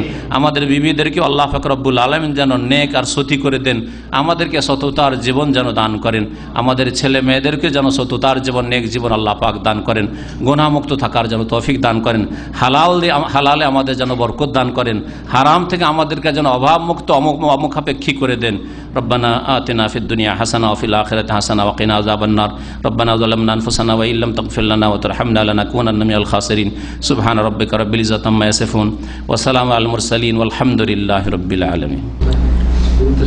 আমাদের আব্দুর রাব্বাহ জিজ্ঞেস করছেন যে অনেকে আছেন, পুরুষ হোক আর নারী হোক, যে অনেক সময় হয়তো পাপের জীবন কিছু ছিল, পাপ হয়ে গেছে, অন্যায় হয়ে গেছে, এখন হয়তো তওবা করে ফিরে চলে এসছেন। আমি যেমন বললাম যে যে যেমন পাপ করবে ওই রকম পাপগুলি নিজের পরিবারে দেখা যাবে। অর্থাৎ আপনার চরিত্র যদি খারাপ হয়, আপনি যদি ব্যভিচারের কাছে গিয়ে থাকেন তা আপনার ছেলেমেয়েরা ব্যভিচারের কাছে দেখতে, আল্লাহ আপনাকে অপদস্থ লাঞ্ছিত করবেন ওইরকম করে, এটা বদলা আল্লাহর পক্ষ থেকে। আপনার স্ত্রী যদি ওইরকম হয় তাহলে আল্লাহ পাক তাকে ও তার পরিবারে এইরকম করে দিবেন, এটা হয়ে থাকে।